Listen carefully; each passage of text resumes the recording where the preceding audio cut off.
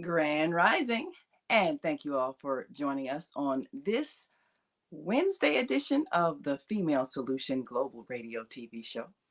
I'm Naeem Latif, and today this is our fourth Wednesday of the month. And once again, we are having our men-only discussion led by our co-host Karriem Hameed. And today the topic is, what is freedom?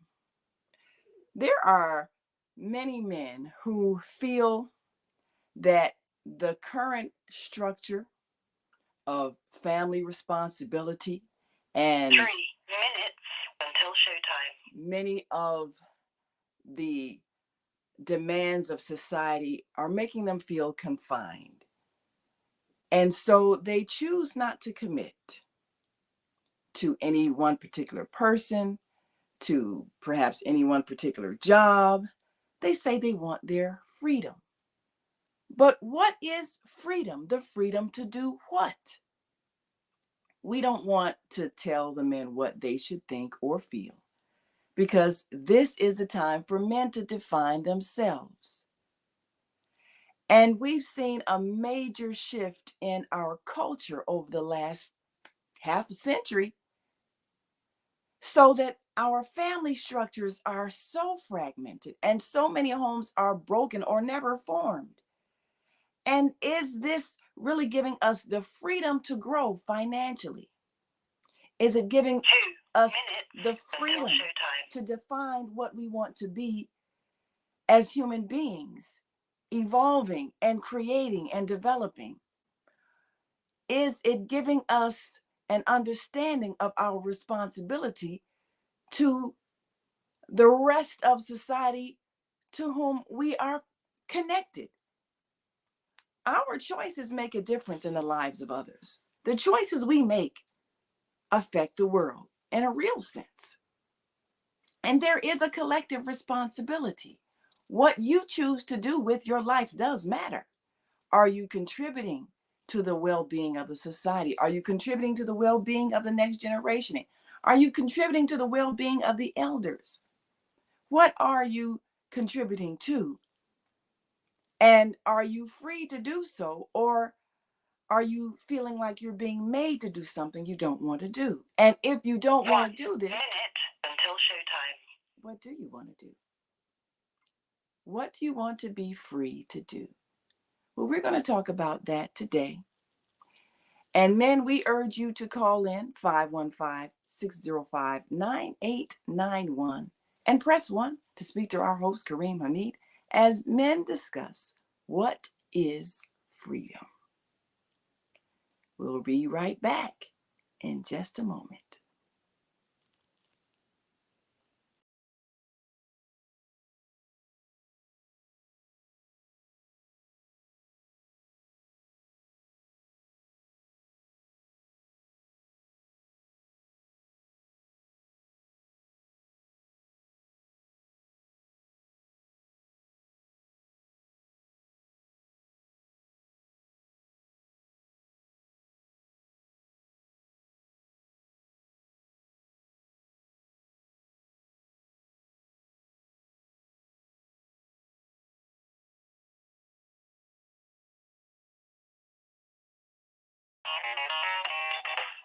Women have the power to transform this world.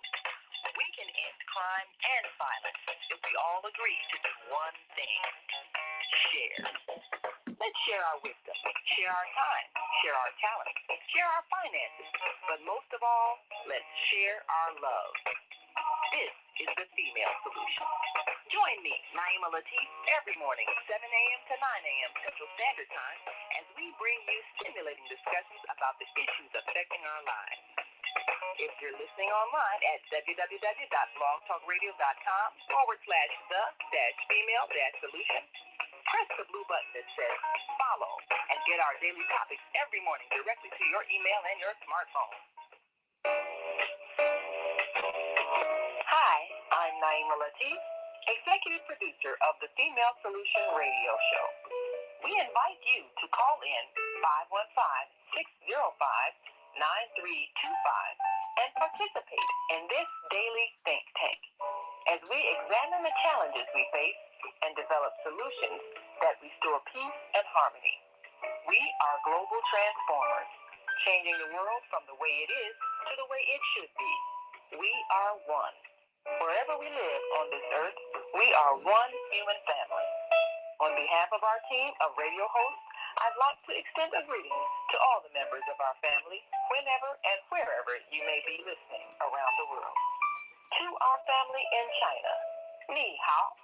In India, Namaste. In Japan, Konnichiwa. In Korea, Annyeonghaseyo. In Russia, Здравствуйте. In Germany, Guten Tag. In Poland, Dzień dobry. In France, Bonjour. In Spain, Hola. In Italy, Ciao. In Egypt, Ahlan wa sahlan. In Ghana, Akwaba. In Nigeria, Peleo. In South Africa, Sawubona. In Senegal, Mangadet. In Kenya, Jambo. In Israel, Shalom.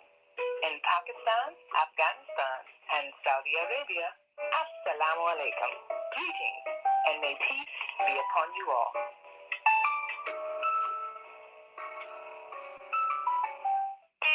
Grand Rising, and let us connect to our co-host Karriem Hameed for our Wednesday men-only discussion, and the topic is, what is freedom? Hi, I'm Naima Latif. Join me and my co-host Karriem Hameed every Wednesday morning, 7 a.m. to 9 a.m. on the Female Solution Radio Show, as we explore that relationship that is the foundation for our society, the relationship between men and women, husbands and wives. Join our discussion as we seek to repair broken family ties and rebuild our community. Listen online at www.blogtalkradio.com/the-female-solution. Call in and comment 515-605-9325. Press 1 to speak to our host. Or you can join us live on Facebook at www.facebook.com/the-female-solution. And welcome to the Female Solution Global Radio TV show. I'm Naima Latif, and we'll be right back with our co-host Karriem Hameed as we talk about what is freedom. And men, we want to hear from you. Give us a call, 515-605. We want you to call our co-host, 515-605-9891. We want to hear from you. And women, we're going to listen. And then, of course, we will comment during the breaks and the after show on what we heard. Is there a reason why men are reluctant to engage in committed relationships, in making plans for family, and even being committed to jobs or careers? And some young men are seeming to take a long time to find themselves and even decide what kind of work, if any, they want to do. They say they need their freedom. Freedom to do what? What is freedom? And what does it mean to you? Well, we'll be right back after this quick break, so stick and stay. Don't stray away. We'll be back with our host for the day, Karriem Hameed. The Female Solution Global Radio TV show invites you to an invigorating conversation with our team of hosts Monday through Friday, 7 a.m. to 9 a.m. Central Time. Start your week with Monday Morning Mindfulness with Zelda Speaks. Tuesdays, Self-Cell Care with Jody Susan. Wednesdays, Repairing Broken Families with Naima Latif and co-host Karriem Hameed. Thursdays, Soulful Solutions with Dr. Debbie Green. And Fridays, Health and Wellbeing with Beata. Saturdays, tune in 12 noon to 2 p.m. Central Time. First Saturday, Success Strategies with Jana. Second Saturday, Wendy Williams Esquire on relationships. Third Saturday, Move Around with Deborah. And fourth Saturday, Wisdom with Mama D. Join us Sundays, 7 p.m. to 9 p.m. Central Time for Soul Purpose Healing with Beata. Call in and comment 515-605-9325. Press 1 to speak to the host and be a part of the solution.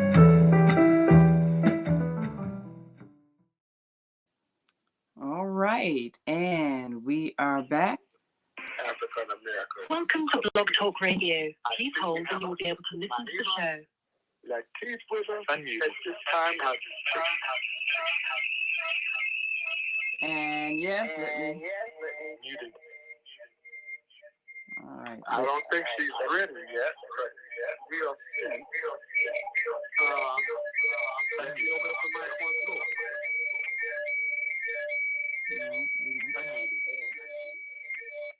All right, there we go. Yes, we are here. And we are so ready to hear what the men have to say today. We did a little intro with our listening and viewing audience to let them know that what you'll be discussing today is what is freedom. And, you know, the interesting thing is that we know that there is a changing climate, a changing culture. So many men are saying they don't like the traditional family structure. They don't want to commit to marriage. They want their freedom. They don't want to commit to a job that they've been that they've seen maybe their fathers working 40 years and then retire and be angry all of that time and not really enjoy life. So they say, I don't want to live like that. I want my freedom. I don't want to be tied down to children. I want my freedom. So many things that we hear, especially young men saying today, that they want their freedom. And the question is, freedom to do what? And you've asked, well, what does freedom mean to you? So we certainly are ready to hear you and other panelists and those who've called in. And we've asked men to call in 515-605-9891 so you can get directly on the AM 360 switchboard and press 1 so that you can add your voice to this discussion. There was a time when we didn't have the freedom to choose to be in families. We didn't have the freedom to choose a spouse. We were forced to do as told at gunpoint. And now that we've overcome that, what is it we're wanting to be free to do? And are we wanting to be free from responsibility? Well, that is a question, and we're certainly looking forward to an answer today on this men-only discussion on what is freedom. So take it away. Thank you, Naima. Praise be to God. You know, we have different concepts of what freedom is, and we want to hear from the male concerning what is freedom to you, and how would you define freedom? How would you define freedom? I want to share a few statements from our beloved freedom fighter, Dr. Martin Luther King. And may this set the tone for this valuable conversation, that we are speaking independently and that our voices have to be shared with each other. I'm going to bring you now the voice of Dr. Martin Luther King. Plead with you. Believe in yourself and believe that you're somebody. I said to the group last night, nobody else can do this for us. No document can do this for us. No Lincolnian Emancipation Proclamation can do this for us. No Californian or Johnsonian Civil Rights Bill can do this for us. If the Negro is to be free, he must move down into the inner resources of his own soul and sign with the pen and ink of self-assertive manhood his own emancipation proclamation.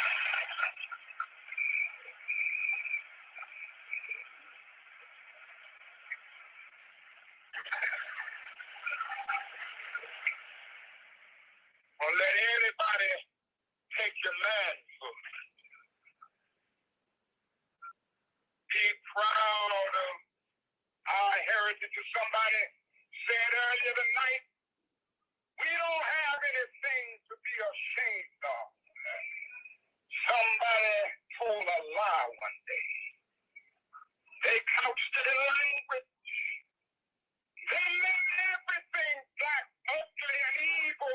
Look in your dictionary and see the synonyms of the word black. It's always something degrading and low and sinister. Look at the word white. It's always something pure.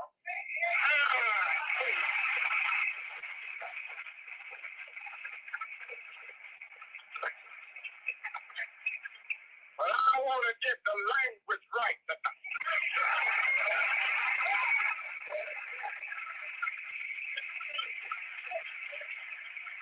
I want to get the language so right that everybody here will cry out, yes, I'm black, I'm proud of it, I'm black and beautiful.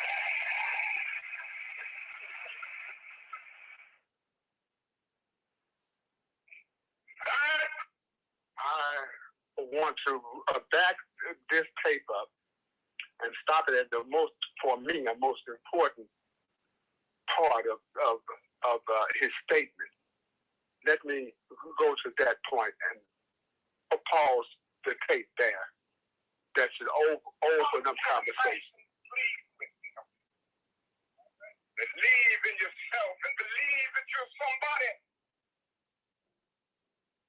I said to the group last night, nobody else can do this for. No document can do this for. No Lincolnian Emancipation Proclamation can do this for us. No Jeffersonian or Johnsonian Civil Rights Bill can do this for us. If the Negro is to be free, he must move down into the inner resources of his own soul and sign with the pen and ink of self-assertive manhood his own emancipation proclamation.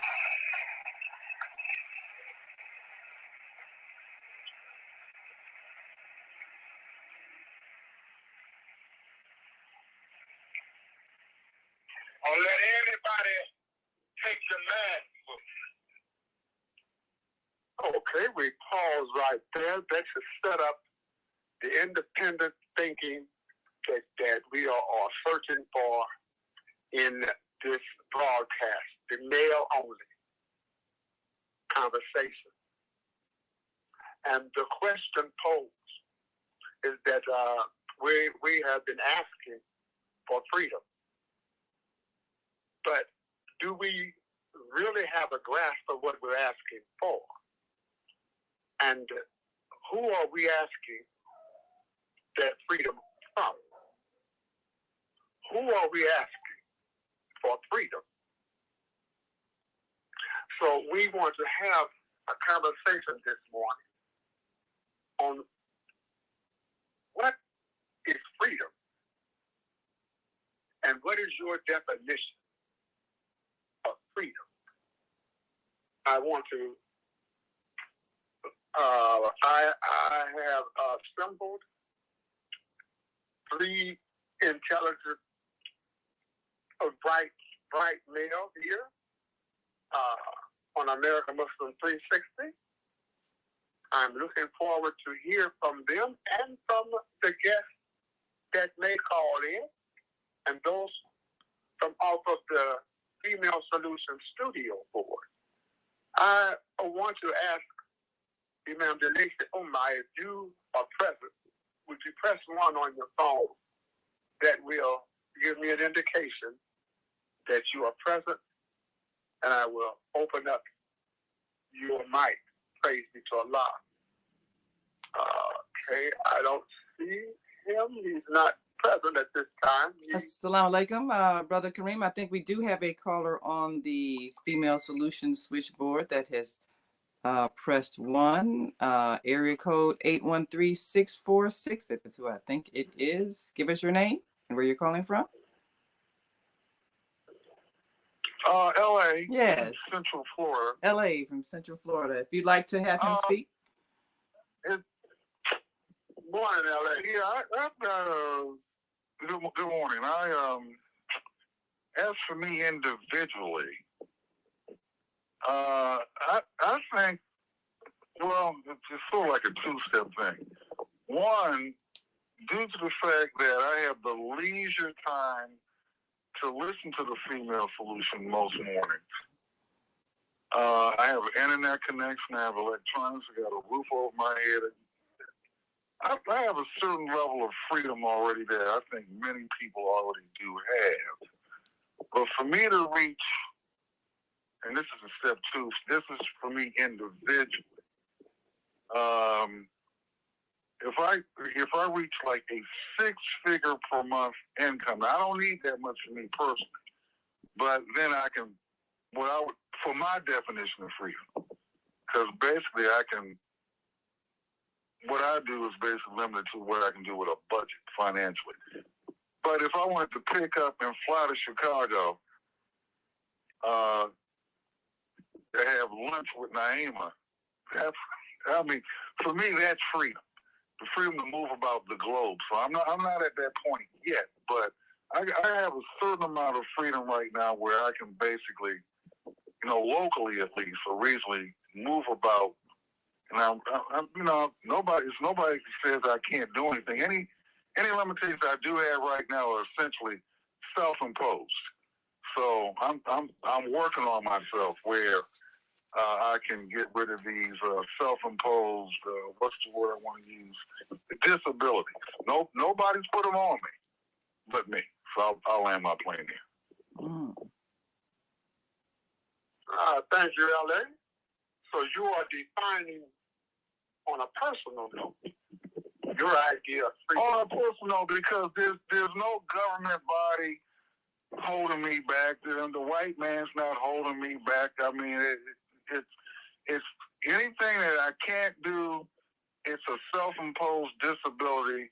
It's just like, what do I need to work on individually so I can? And for me, just me individually, I want to have the ability to pick up and go anywhere I want to go at a moment, at a whim. And for me, it takes money to do that.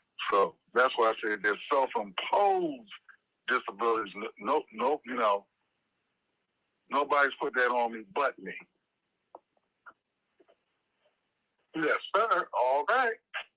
I thank you for your candidness.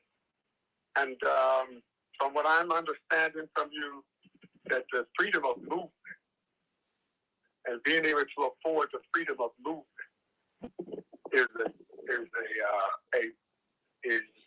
your personal. That's for me personally. That's for me personally. I do not speak for most people. Yes, sir. Okay, we thank you, L.A. Please stay on the line. I'm looking forward to hear more from you as we address this subject matter. But thank you, L.A. Okay. Thank you. We have, yes, sir. We have here on the AM360 board, Brother Abdul Shaheed, the host of Optimal Health that airs here on American Muslim 360. Assalamu alaikum, Abdul Shaheed. Well, I got to learn, ma'am. How you doing this morning? I'm fine, praise be to Allah. The same question is posed to you on a personal note. What is freedom? And what is your definition of freedom? We've been asking for freedom. That's a kind of a generic word. But are we aware of what we're truly asking for and what that entails? So if you would share with us what does freedom, or what is freedom to you? And what is your definition of freedom? That's an excellent question. And here's my definition of freedom. First, I'd like to share a couple of words associated with freedom. Freedom is life. Go over that word there, life. And what is life? Life is a precious gift from the Creator. a gift is priceless. How can one be engaged in life if they're not free? Another word is responsibility. Freedom is responsibility, not free of responsibility. Now we have the mind, freedom of the mind to be able to make your own choices in life. This is what happened to us, to our people. They were not free to make their own choices. They were not free as to who they were going to marry, who they were going to spend the rest of their life with. They were not free to make choices about who they're going to work for. They could not make choices as where they were going to live. Freedom means choice and responsibility. Another word that we all associate with freedom is independent. And really, it's not independent, it's interdependent. We all are interdependent on each other to establish a community life. But if you don't have freedom, you won't have independence, nor will you have interdependent. Another word is obligation. Who obligates us? Our oppressor? Our slave master? No, the Creator obligates us. Another word, another phrase, the rule of law. You have to be free to exercise the rule of law.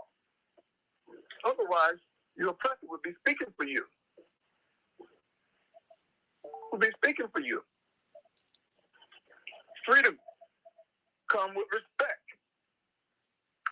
How are you going to have the respect of the world when you're not free? You're a teenager. You live in your parents' home. They still taking care of you. They still feeding you. And you want respect? Respect has to be earned. But you're not able to earn respect because you're not free. You're dependent. You're still on your parents' taxes. You don't even have tax to pay. Another word we like to explain freedom. Community life. There's no community life if you're not free. The brother mentioned movement, freedom of movement. How can we establish community life without the freedom of movement to interact, to engage with who you want to? Another word is connection. Connection with your past to establish the future. You have to be free in order to do these things. Another word, education. That's really misunderstood. You can get an education, the one that your oppressor wants you to have. You have to be free to decide what you're going to learn in life and what life is all about. All these things we mentioned are connected with freedom. All of these things we've mentioned has something to do with our mindset. Freedom of the mind to make your own choices. This is what the Creator wants all human beings to be able to do. How can we be held responsible and receive the reward that's due to us if you're not free to make choices? Life is about making choices. If your choices are limited because you're not free, how can you be responsible? How can you receive the reward of a person that's free? That's my definition at this point. Thank you.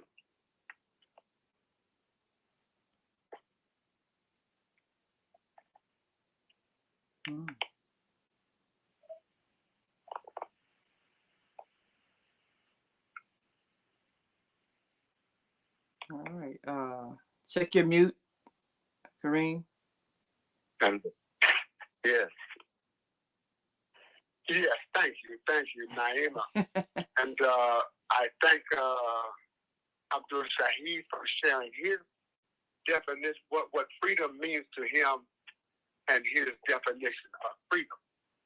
We have another guest with us this morning, my compadre, Michael Hameed. Assalamu alaikum. I pose the same question to you. What is freedom to you? And what is your definition of freedom? If you would.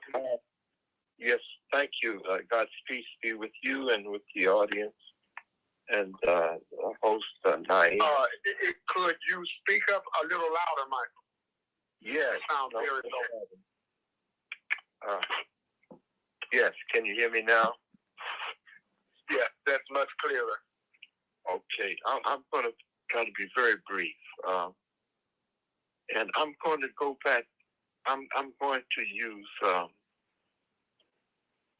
the creation of the human being in the context of the scripture, the Quran, the Holy Quran, or Quran as some people here say. It tells us of the Creator creating the life of the created world, and then bringing the human family into it with the dignified choice of you can live this life, which is going to be very challenging. You can live the life. You have the freedom to live your life that I have given you, according to the Creator. You can live this life with my help, and you must understand I didn't create you to try to navigate this life without me. This is the Creator speaking. But you can live this life with me, assisting you, or you can live this life on your own and see how that works out for you. So freedom to me is that we have the right to exercise choice and seek the help. And if you look at Africa, for instance, Africa's great history, you see the religions of Christianity and the religion of Islam standing out in terms of an excellent progress, social progress, excellent progress. This is recorded in history.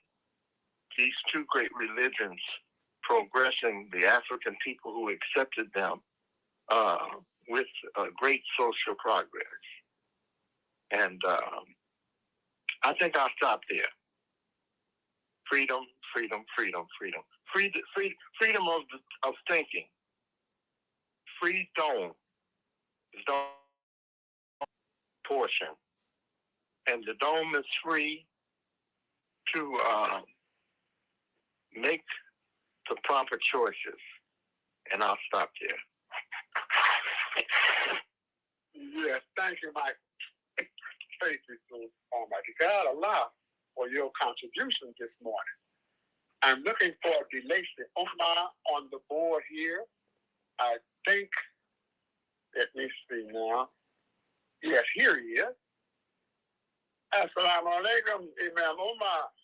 Yeah, alaikum salam to you, Imam Karriem, Michael, Hameed. I appreciate the commentary. I did have an engagement this morning I'm trying to make, so I apologize for the tardiness.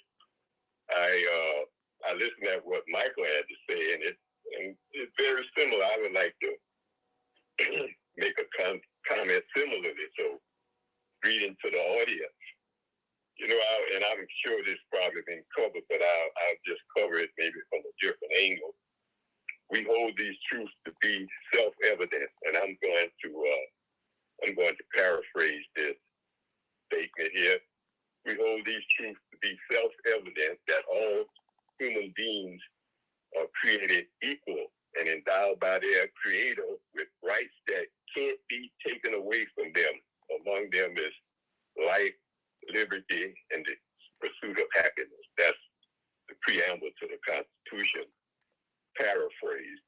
But I wanted to leave out man and say human being, because all persons, you know, but I want that language to be clearly understood, that it's not gender related, it's not color related, it's not race, ethnic related, or demographically related. It was an invitation to think broadly about the human family. So, with that being said, when we're looking at freedom, what freedom means to me, it means that, as Michael stated, we have a creator, and you know this government recognized that.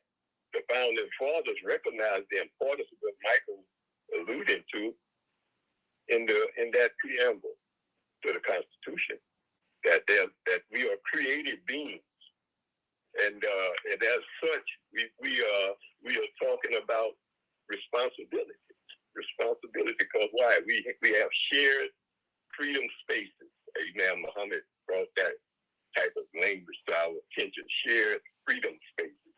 So we are living on this planet with other human beings together. And in order to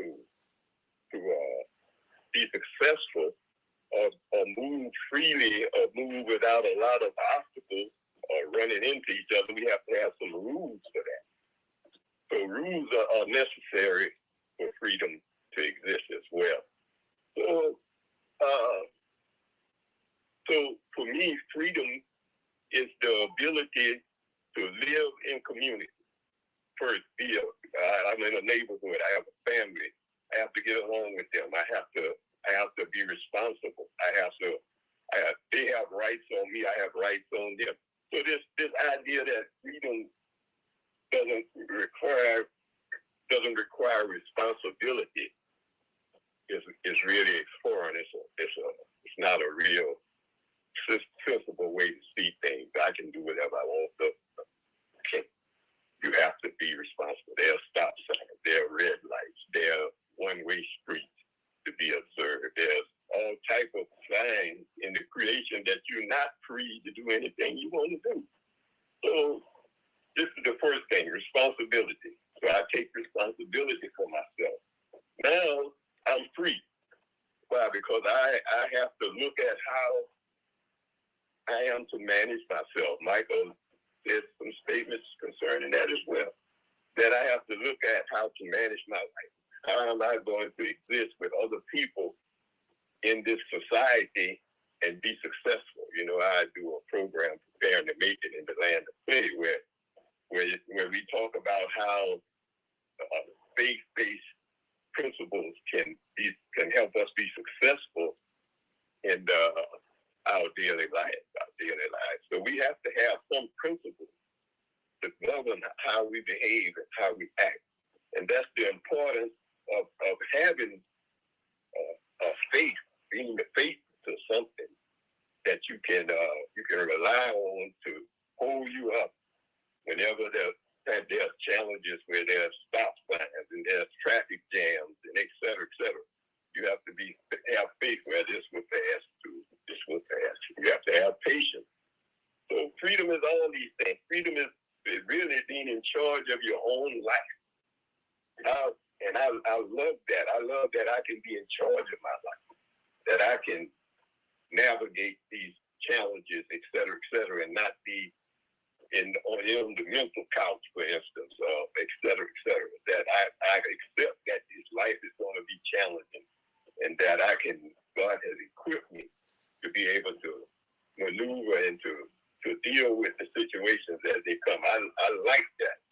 I like that there are challenges that I can be free to overcome. Then the scripture says something very important. Sacred scripture says that every human being has been created with dignity and honor. Every human being deserves respect, deserves to be respected, is created with dignity and honor. So when I think of freedom, I don't see it as I'm free to do whatever I want, even though I am. But I'm free to live the life, to use my mental capacity that Mike alluded to, that dome that's there in your head, freedom, that to use that thinking that's inside that brain to navigate life in a very intelligent way, but not making up my own rules as to how that should be done. I have to research and think and to study on what can make me successful, what can cause me to fail, et cetera, and take responsibility. And I'll leave it with that, man. I think I've said enough on that line. But I love that we are free and that we can. But even though we're free, those challenges are there. And I don't want to go into the logic behind, well, the Constitution said this, the Constitution said that. But I wanted to point that out because that was the intent for the country, for America, that this would be a society where everyone could realize their potential. We know, I don't want to call it good at talking about, well, America didn't do this, they reneged on this, they reneged on that. We know all of that history. But they did have a noble idea about what the human needs were, and et cetera, et cetera. So that's now it's up to us to make that a reality. Thank you, ma'am. Shukran. Assalamu alaikum. Alhamdulillah, thank you. Yes, assalamu alaikum. We need to take a break, but when we come back, I have a question maybe you all can address with the current policing system and criminal justice system. It's supposed to Naima, keep us free. Naima, Yes. Naima, Yes. Naima. You know I love you. Uh-oh. Uh-oh. That means I'm in trouble. Well, you know, I do not want this to be steered in a direction coming from female. I understand. I'll be quiet. I'm just curious. I didn't know if that made men feel free or less free, but I'll be quiet. I'll let y'all do that. Well, we'll be back after the break.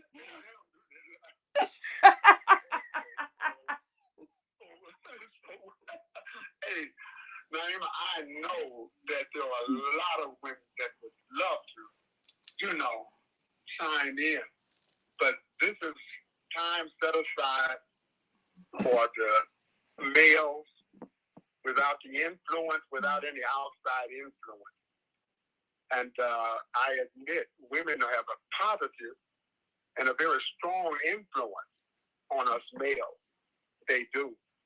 A woman can walk in the room, and if men tell the truth, they felt some kind of way by her mere presence. So that's what I want to inshallah keep this as pure as possible.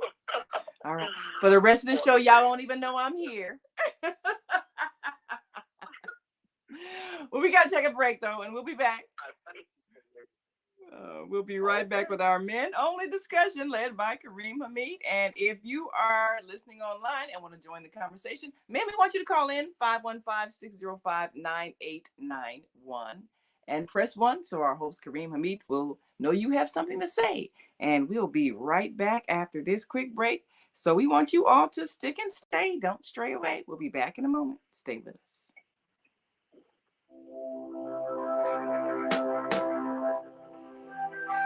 Do you want to live in a world without war? Join our global peace movement. Heavenly Culture World Peace Restoration of Life transcends culture, religion, ideology, and other boundaries to achieve peaceful harmony in the global society. HWPL is committed to bringing world peace and cessation of war through peaceful dialogue between religious groups.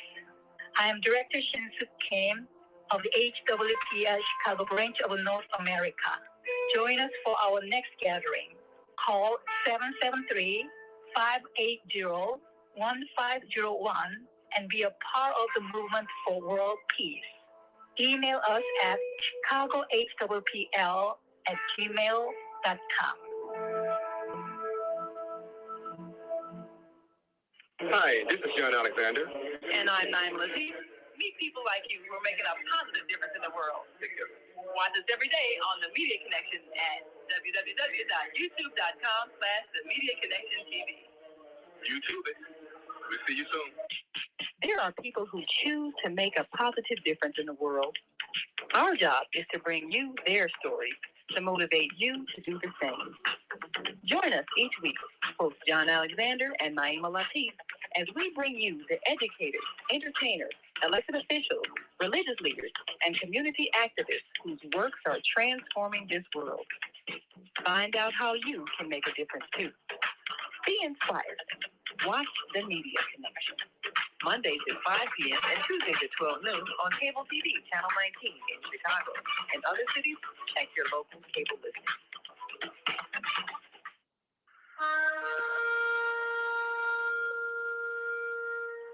I'm Beata, your holistic life coach. These days, it's more important than ever to work on your physical, mental, emotional, and spiritual health. Are you consciously breathing deeply in stressful moments? Do you have a plan or daily routine to maintain balance in your awesome body? Are you struggling to be disciplined in your eating habits? When you partner with me, I'll help you develop a personalized health plan that works for your particular lifestyle. You can find out more about me at yourholisticlifecoach.com, where you can also review my 3-step protocol to guide you to abundant health. That's yourholisticlifecoach.com, and I'm Beata.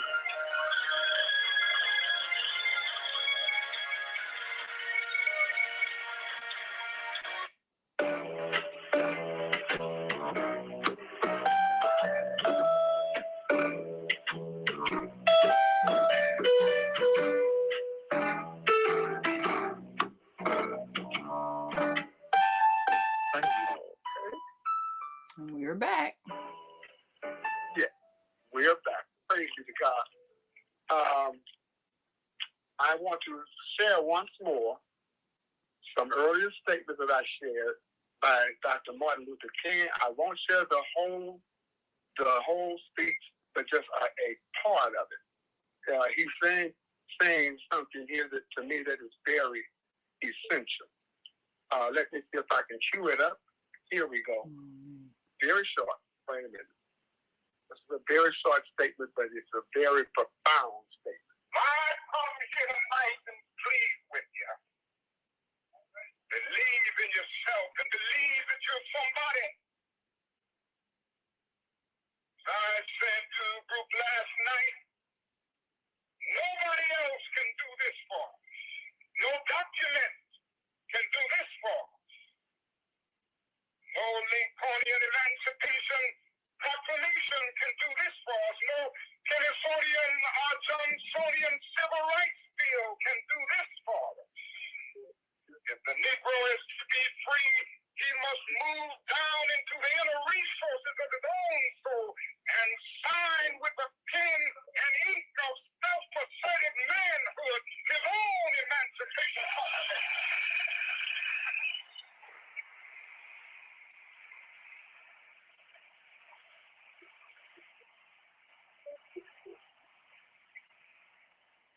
Don't let anybody take your manhood. Okay, we are back.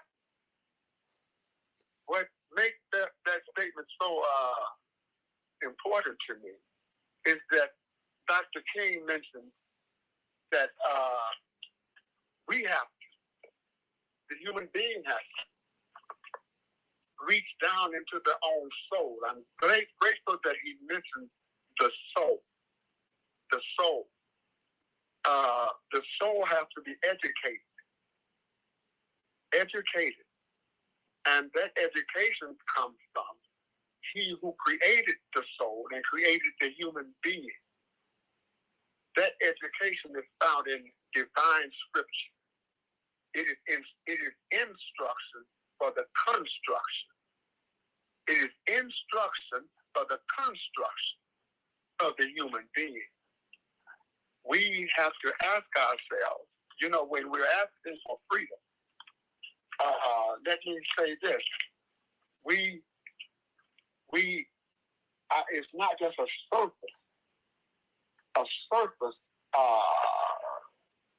surface appeal that we are making. It is an inner appeal. And Dr. King is right. No one can give us what our soul needs.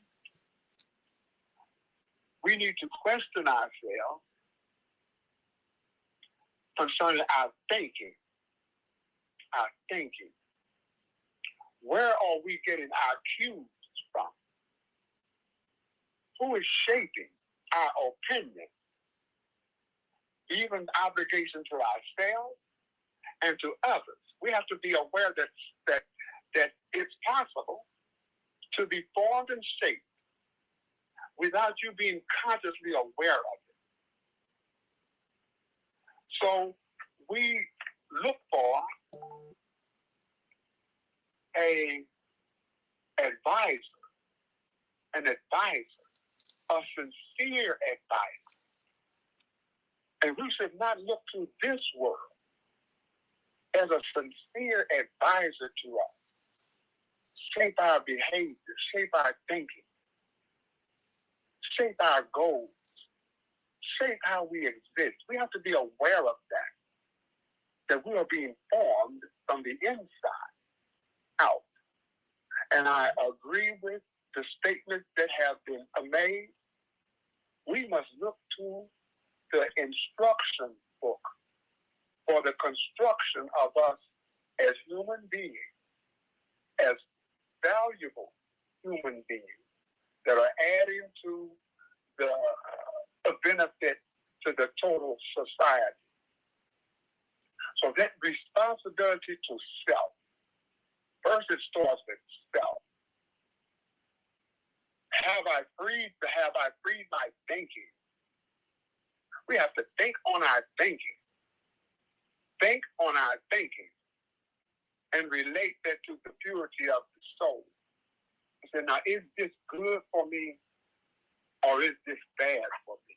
We have free will and choices. But that free will gives us the free will to look for the best sources of instruction and not parody or follow the example of other people. You, your own self, God says to us in the Quran, your own self obligates you. Your own self. So we owe a debt to our own self that we be the best that we can be. But we won't find that getting our cues, our direction from the society that as it exists right now, as it exists now.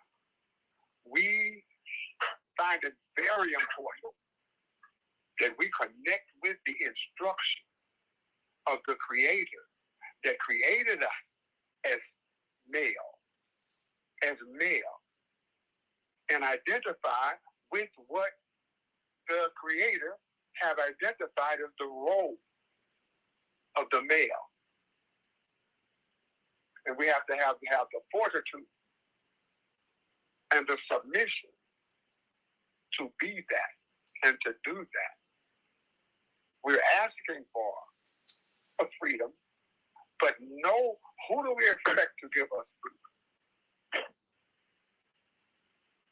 You are hearing now an invitation to true freedom. We can't leave the Creator out of the construction of us as human beings, for He has given us instruction. It's an inner job. It's an inner worship as to what it means to be male, what it means to be a true man, a man. Allah created, how can I put, He created what we call my manhood. Allah created that. The Creator created manhood. So we can't get our cues from media, from this paper that's in the air that encouraging us to be brutal, uncaring, irresponsible. Sometimes freedom is seen as having no responsibility. But this life comes with responsibility. Your own self-obligation. And how are we treating ourselves? How are we treating ourselves? I'll stop right there. And I'm going to open up the mic of Abdul Shaheed. And if there's anyone on your line, Naima, we ask that you introduce them and bring them on. Abdul Shaheed, 678. Assalamu alaikum, everyone. Brother Imam, that is excellent. And what the Honorable Dr. Martin Luther King had to say about freedom was right on target. No man can give you freedom. If he could, he can take it away at any time. Freedom is something that it's just like the idea of perfection. We'll never get there, but we always have to be striving towards perfection. Freedom is something that we're not going to really ever achieve, but we have to keep working towards it. And the moment we stop, there'll be something in the society that will be trying to make a slave out of you again. And this is the condition with man. He stops striving towards freedom. And then his environment, something in the environment, will make a slave out of him. It might not be another person. It could be things. It could be his home, his car, his job. We have to always be striving towards freedom, just like we always must strive towards perfection. And you made a connection, like I attempted to make the connection, freedom and life. How can you have this life, which is a precious gift from the Almighty Source Creator, the creator of everything, if you're not free to make choices?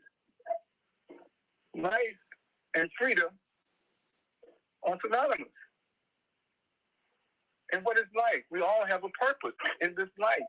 The Almighty has turned each and every one of us in a direction, a purpose. A main purpose, I think, is to correct our mistakes and the mistakes of the past. That include our parent mistakes, our grandparent mistakes, our teacher mistakes. We must correct them.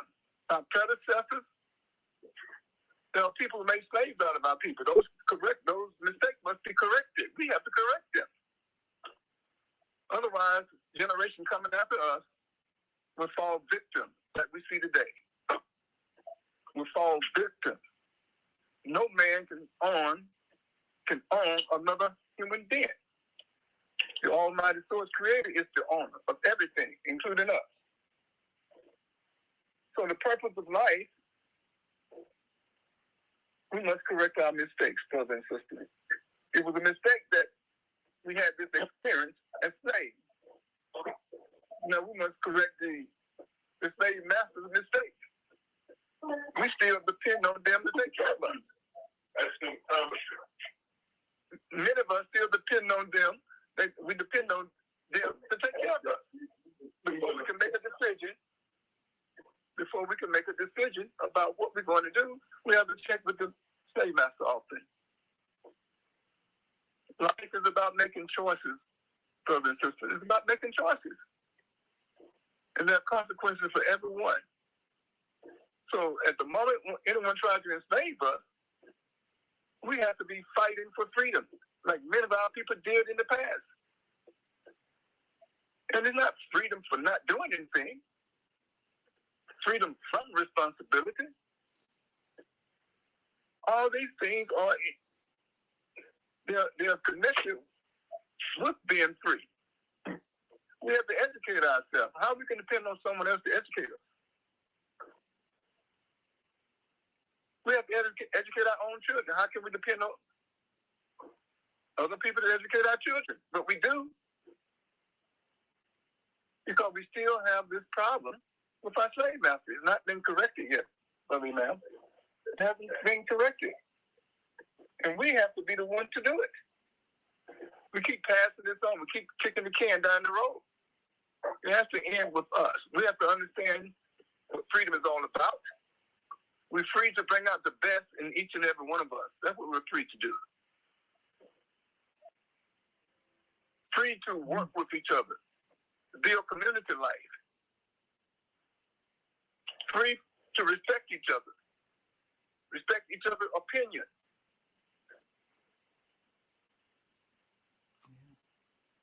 These are the things that we're free to do.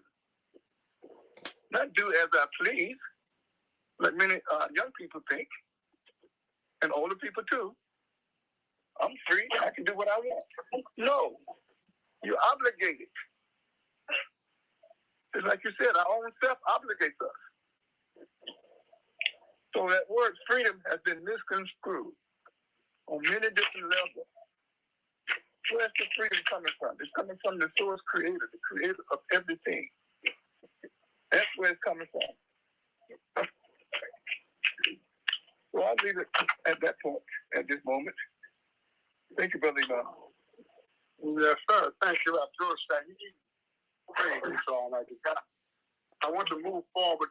I'm not sure. Lacey can't stay with us. She has I got a doctor. Yes, I do have to leave. So I do have to leave. Thank you.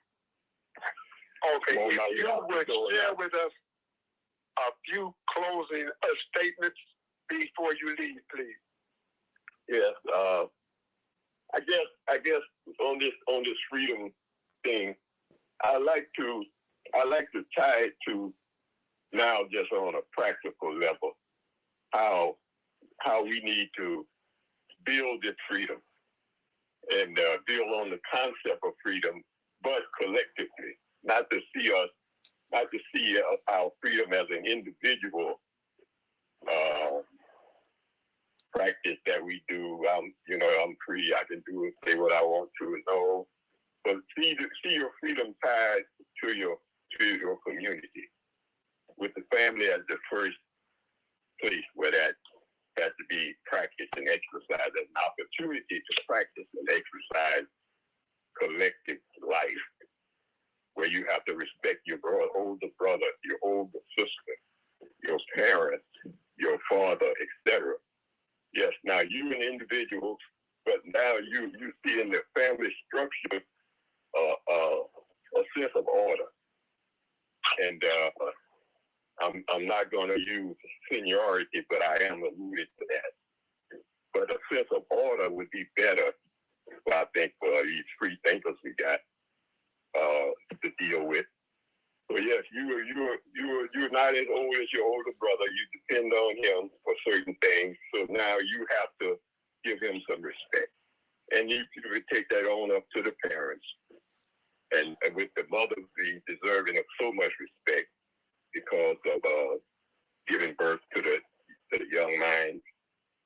So, and then the father over the family, deserving respect, and then you take it out to the community. You're going to see government now coming into order. So we're going to always be having to live with others and follow rules so that transpires in an orderly fashion. So I would just like to say that. And then I want to add to that, Imam Muhammad mentioned something that I think is very profound. He said that due to the trauma and the traumatic experience which Abdul Shahid just finished referencing, we are traumatized people. We are still dealing with past traumas. So he said in order for us to be successful, we need to embrace a philosophy for life. We need to have some type of principles that we look at as a way to move our life forward. He said we should embrace it in a sacred unity. We should see our the need for unity and progress through unification as a sacred obligation on us, something that we don't take lightly. So I would just end with that, inshallah. Thank you. Thank you so much for inviting me. You are welcome, and I'm grateful for your valuable contribution, Imam Delacey Ummah. May you have a blessed day, And thank you, man. Peace and blessings to everyone. Peace and blessings to everyone. Yes, alhamdulillah. Praise be to Allah. You mentioned something. You know, Ma'am Lacy mentioned something. That yes, the freedom starts with the individual, but it spreads. We are influenced, and we also have the ability to influence, to be a model that others can follow, that others can. Let me see. I hear some background noise. Okay.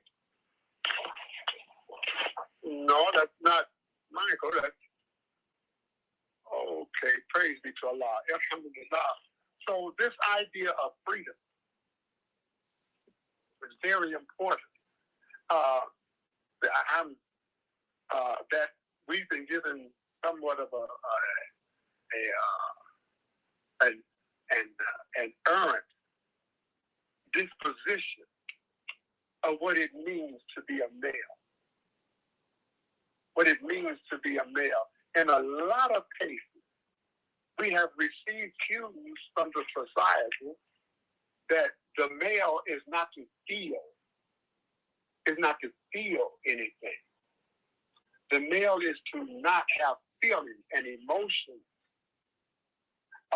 If someone expresses a regret for something, the response can be, "Oh man up, swallow that and man up and move on." That is what causes the trauma within us. We are not allowed, due to the adjustment of the society, to express what we are buried inside of us. What we are buried and not able to express it, not able to give it the full light of day. So we stuff that. We keep it inside. And those type of concerns, they can build up. And they can turn into resentment because you are not allowed to express yourself, for you will be looked at as unmanly. But as I stated earlier, we need instruction from he who constructs the life. God identifies the human being. Matter of fact, he informs our Prophet Muhammad, we pray the prayers and the peace be upon him, to tell people that you are a basharun mithlikum, that you are a human being just like them. You're not God. You don't have any special powers. You are just a human being. And that second half of that identification is mithlikum. That means he who possesses human sentiments, human concerns,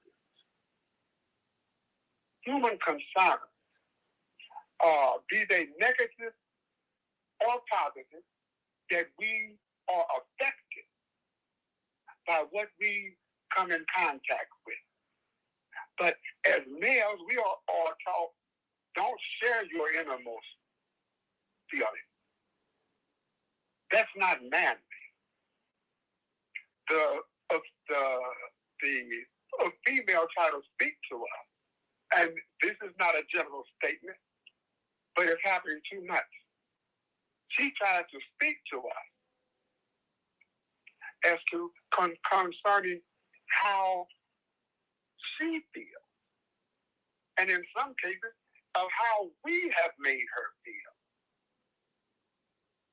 and that is not registering with us. We are one unit, the male and the female. We are a team, and our topic stability comes from the content of that which we both have. I want the freedom to express how I feel, how I think, but I want to make sure that my feeling and my thinking is not coming from a biased instruction,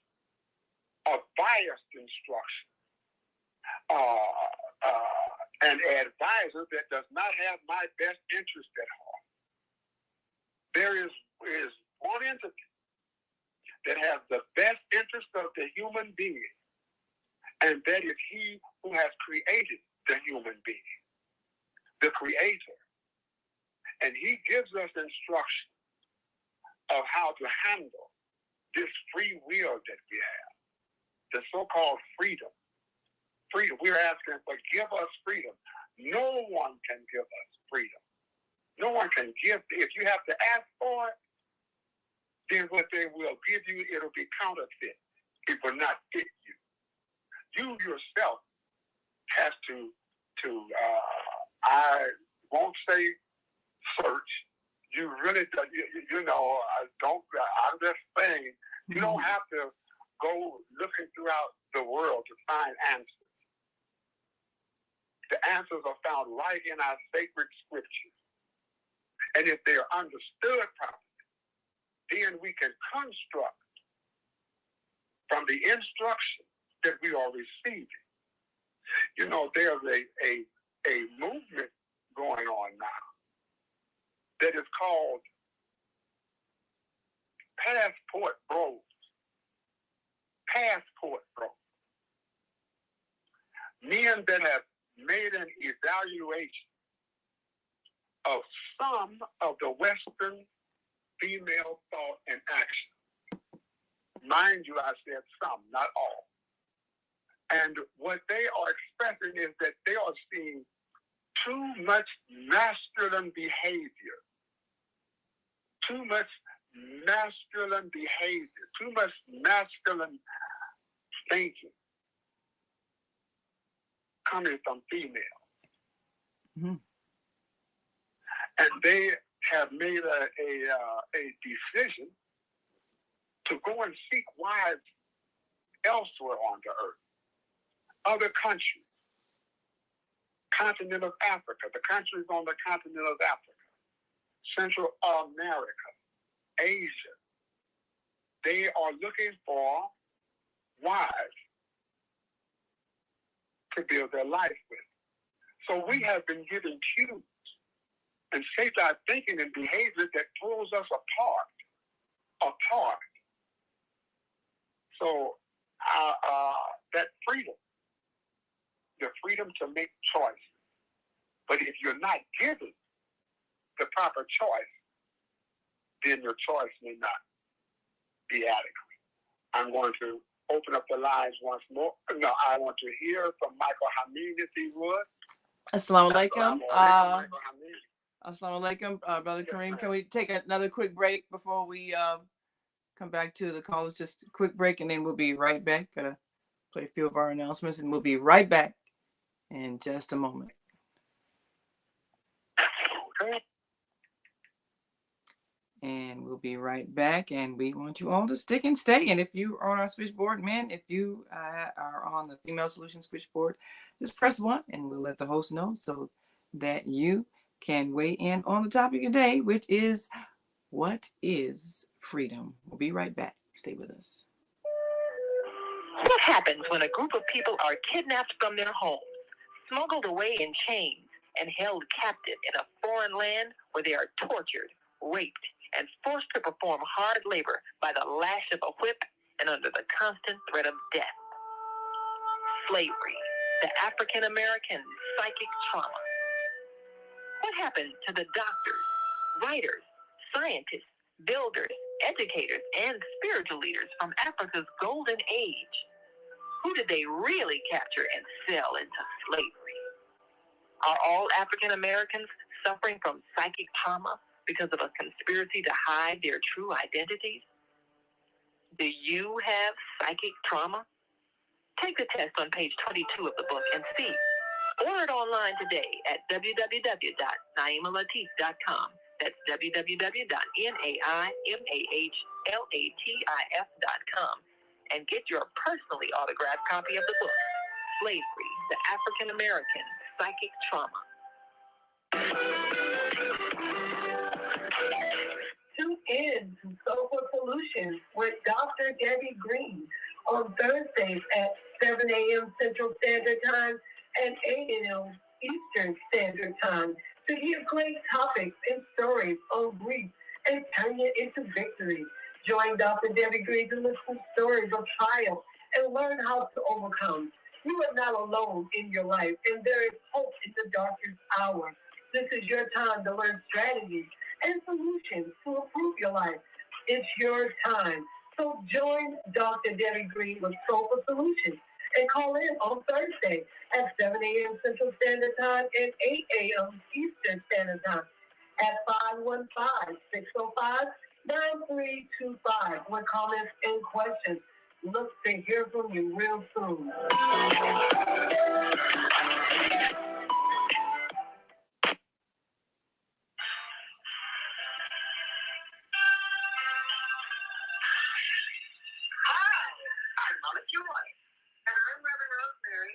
Join us every second Saturday of the month, 12 noon to 2 p.m.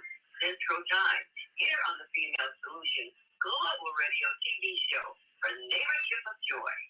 We'll have powerful conversations inviting women to walk in the light. So call in 515-605-9325 and press 1 to speak to the host. You can also join us live on the Female Solution Facebook page and YouTube channel. See you on the second Saturday on the Neighborship of Joy.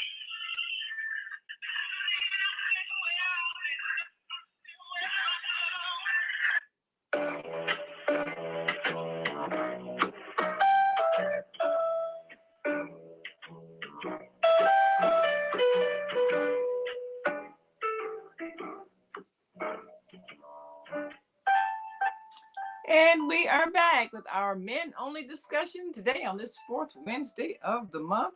And this discussion, led by our host, Karriem Hameed, is what is freedom? So, men, we want you to call in 515-605-9891 and press 1 so our host, Karriem Hameed, can know you have something to say. And I believe we're back with our host and our American Muslim 360 family, and we want to hear from you. And if you're on our switchboard, then if you're on our switchboard, please press 1 and we'll make sure our host knows you have a comment. All righty, go right ahead. Yes. The question is, what is freedom?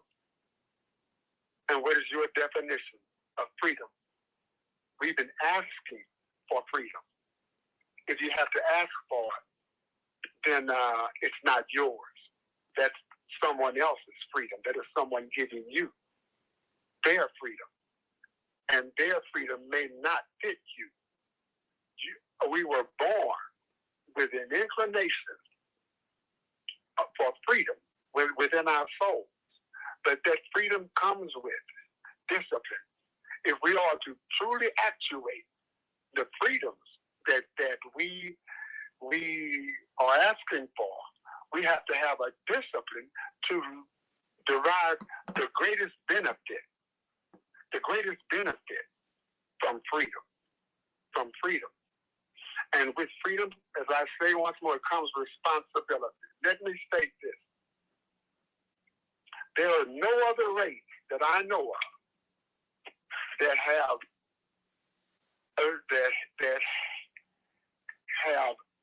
their leadership designated for them. And that leadership that seems to be guiding our children and us is coming from entertainers and athletes. No, I can think of no other race that get their cues from or their leadership from entertainers. What does Beyonce say about that? What does Megan Thee Stallion say about that? What does T.I. say? Let me check in with Snoop Dogg and see what he thinks about that. Let's So these people are called forward on a platform and a mic placed in front of them. And they have been designated, whether we understand it or not, as our leaders. We are getting our cues from the entertainment industry. We're getting our cues from the athletic corporations, the corporate level, that control the athlete. The athlete can say something that does not follow the corporate line, and they will drop him. He'll be canceled, he'll be whatever. They're holding that over their head. So I'm suggesting that we designate as our leader the creator that created us, and those men and women that follow the instructions of the creator. Those are our leaders, not from the entertainment sphere, not from corporate athletics. We're filling our prisons up. Our children are dying in the street. And I would say it is due to frustration. Someone else have led us into this empty, this glass of water that's not even half full. That's not even half full. We have taken our cues from the world. Don't trust your life. Let me say this. Do not trust your life to this world. Make a sincere connection with the Creator and dedicate yourself to following the instructions of He who created us. And it touches our soul, our soul, our soul. We are challenged with our thinking. For real, I have to say this. In a lot of cases, we are dead mentally.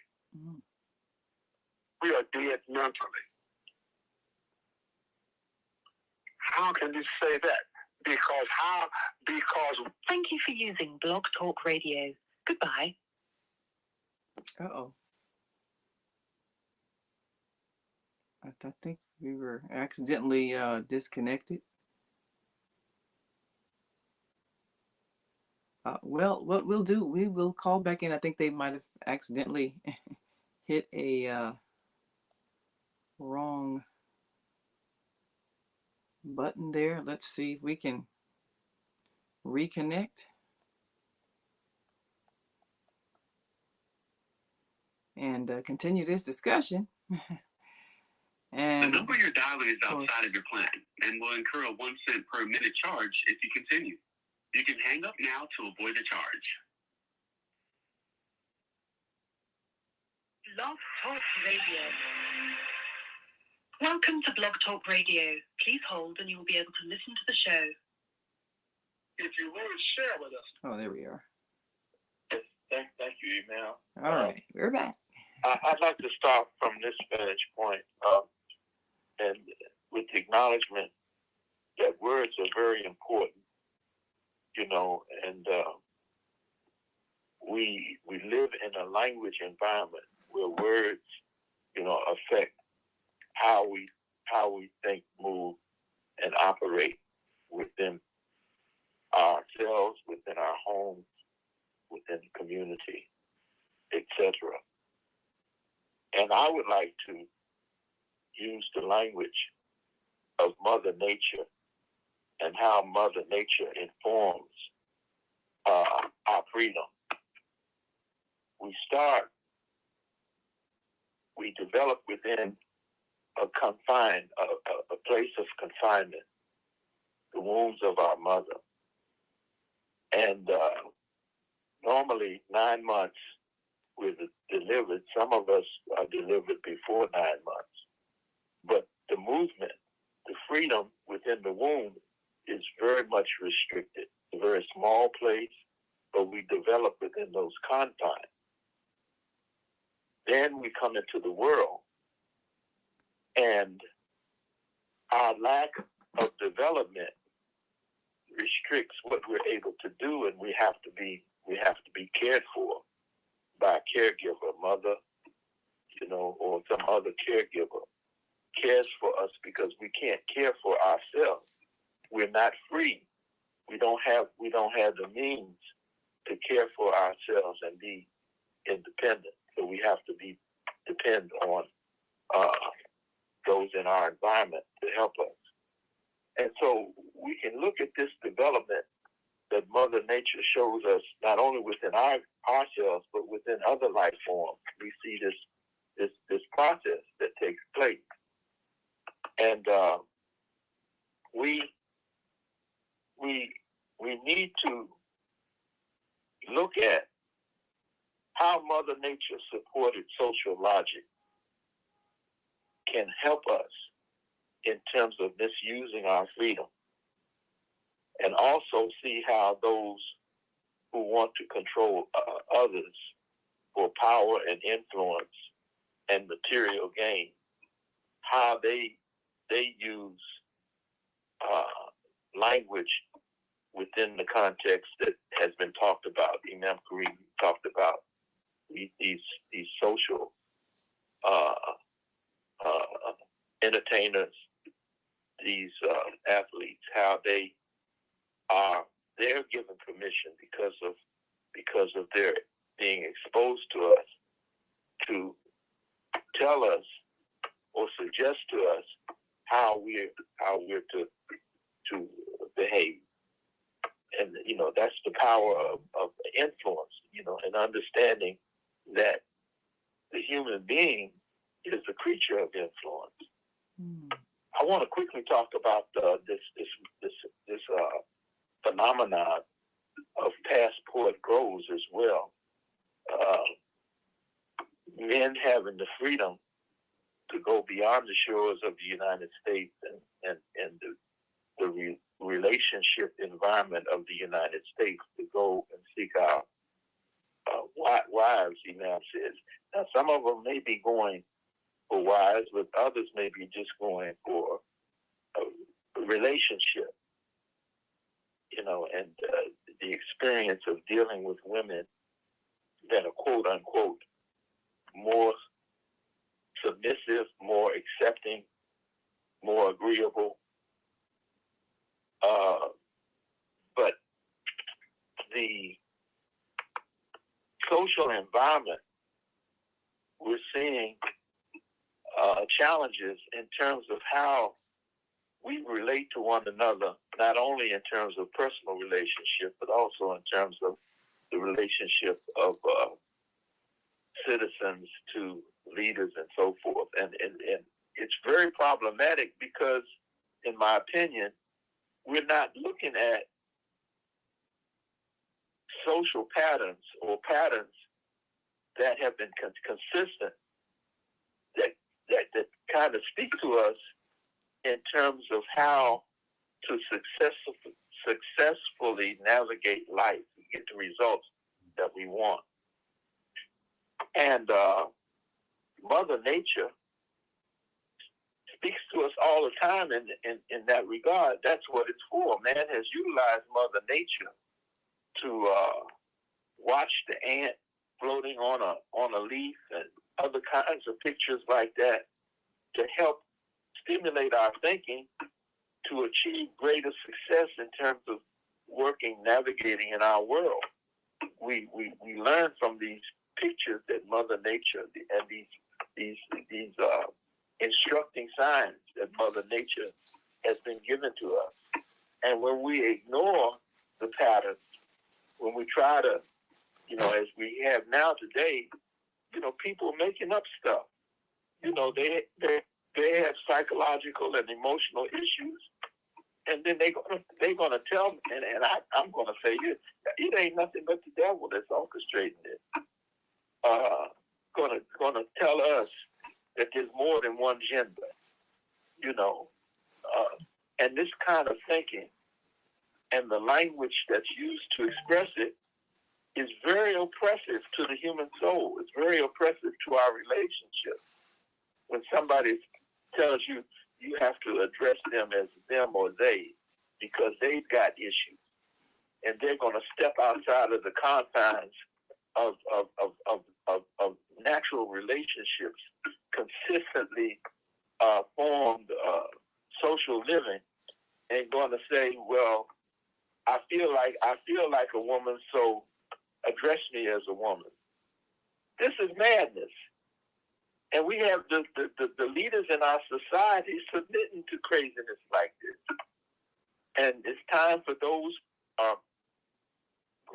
grounded in the real world, the Mother Nature supported world, the Mother Nature world that shows us forms and relationships that are designed to keep us stable, to help us with stability and to progress.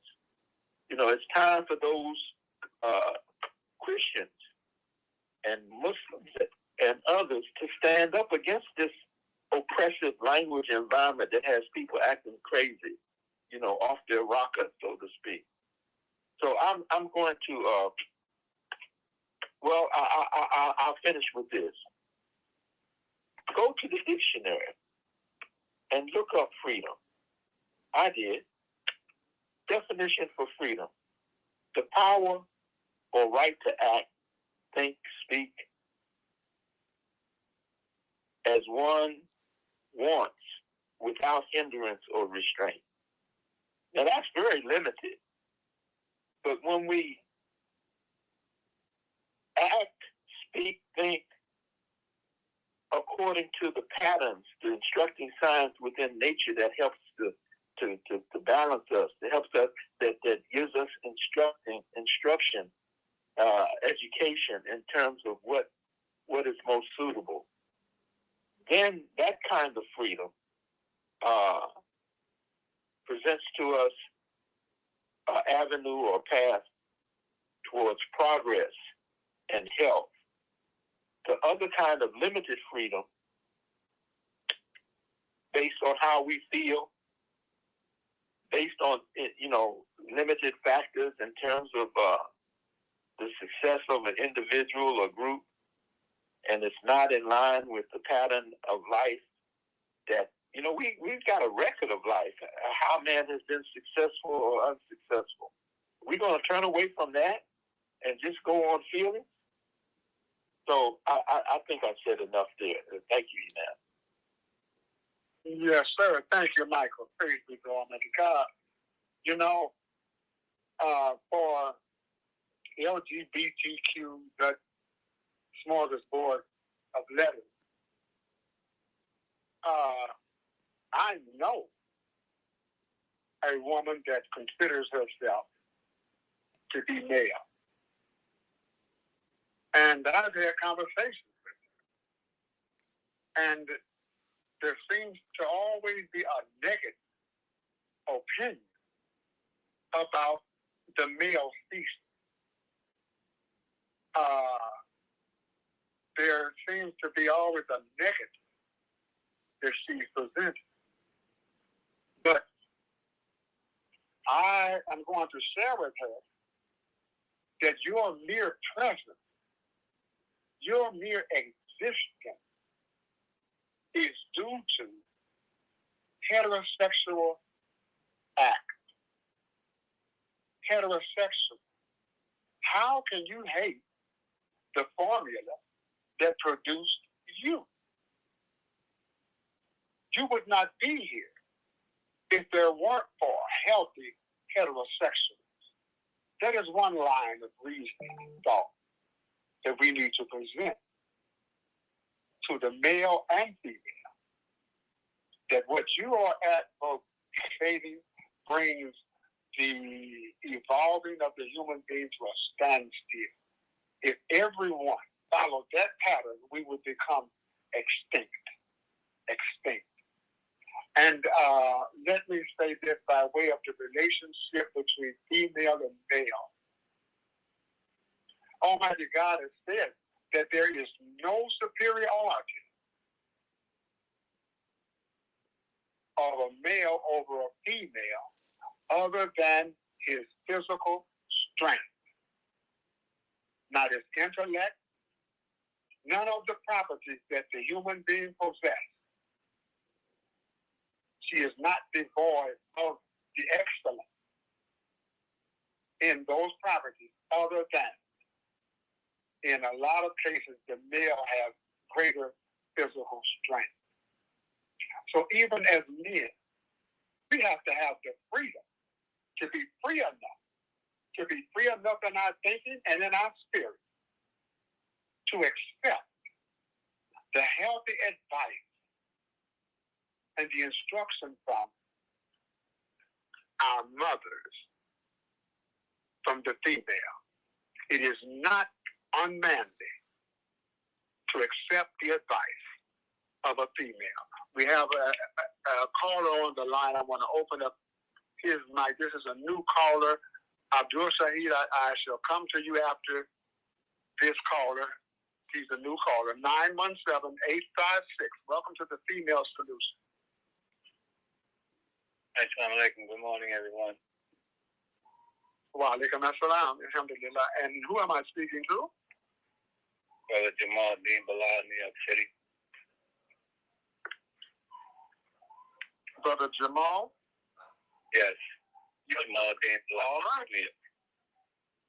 Yes, sir. I just got on a little while ago. I didn't hear the opening hour or so, how many minutes I missed. But I wanted to comment on the last two comments regarding homosexuality. You brought out a great point, Brother Ma'am, in terms of our creation, in terms of the mother and the father, the male and the female, producing all of us. And it's so contradictory now to say one is no good, one or the other. That's no good. So therefore, I'm going to justify my homosexuality by being with the same sex, because the other sex is so problematic. Spike Lee, he made a movie years ago. Might have been called Do the Right Thing, or I think it was She's Gotta Have It. One of his first or second movies. Actually, it became very popular despite the content. But there was a scene in there where a sister, she had been going through some things, I guess, with a brother. And then there was another sister said, I'm paraphrasing, but basically she's saying, I can make you feel good, or I can, alleviate problems you're having with the brother, with the male species. And I believe the sister declined, but nevertheless, that was a sign in itself to the viewers. I know in this culture, in this society, men have been problematic for women, and maybe throughout the world in terms of domestic violence, things like that. But I think equally in some cases, and I'm speaking from experience as well, females have been problematic for the males as well.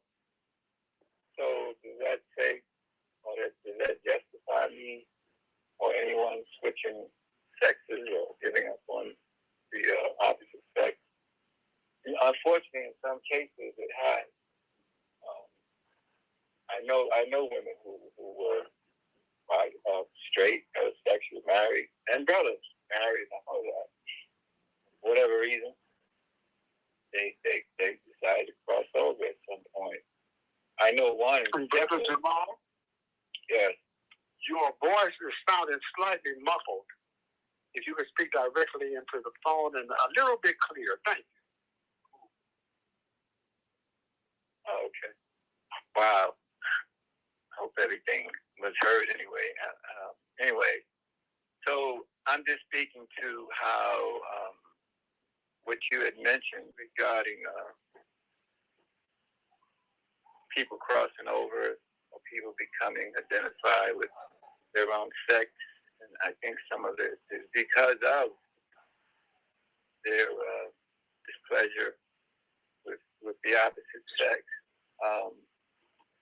In their mind, they're justified because they've been hurt. They feel that they need love regardless. And at some point, the opposite or the same sex says, well, I'll provide it. Like they have this saying now, love is love. I mean, we get caught up in these phrases. So I'm saying all that to say I don't think it will ever stop. It's always been here. I think people have a choice. And I think our responsibility is also to try to be better men and women, and also to deliver the message of Allah states that, he wants heterosexual relationships. He wants children from those relationships, and want us to just try to improve as a whole, as a people. In terms of your topic matter, freedom, it's a blessing that after all of these years here in this country, African Americans are free. But as we've been taught, sometimes the freedom can be misguided and misinterpreted, because freedom doesn't give you the right to just do anything. There still has to be some constraints and discipline. I remember in one of the classes I was in, they said that you don't have the freedom to yell fire in a crowded theater if there's no fire. So freedom has to be controlled and disciplined and all of these things. I'll stop right there. Questions, comments, alhamdulillah. If not, thank you very much. Yes, sir. Thank you, Jamal. Assalamu alaikum. Excellent sharing. Praise be to Allah. Assalamu Thank alaikum. you for participating in this conversation on what is freedom and how would you identify freedom. If you press 1, that would take you out of the queue, and if you wish to share once more, press 1. I will see your hand raised and I will open up your mic. And thank you, Jamal. I want to now hear from my brother Abdul Shaheed. Yes, Assalamu alaikum. We have heard some excellent comments on what is freedom and what freedom is all about. And someone mentioned earlier the pattern in creation, which we call the fitra. These patterns in creation are very important because they govern the rules and the laws to health. And this is part of our problem. As I'm a student of syntology, it goes back to our health. Freedom is for us to realize our maximum potential in this lifetime, Brother Imam. Not in the next lifetime. In this lifetime, we must maximize our fullest potential. The Almighty has given us this life to reach our fullest potential. And freedom is part of it. We must be free to do it. We have this life so we can become the very best version of ourselves. Not the worst version, but the best version. Freedom must be earned. It's a reward from the Creator for obeying all of the rules, all of the laws that's in the creation. Even if a person cannot read or write, they can You are now in the host queue. pattern in creation. Each person has a unique purpose in this life. And maintaining good brain health is essential. You must maintain brain health. Our people were traumatized from the experience of slavery, and that trauma has been passed down to this current time. There's many different things I've studied by being a student in symptometry, what trauma causes in a person.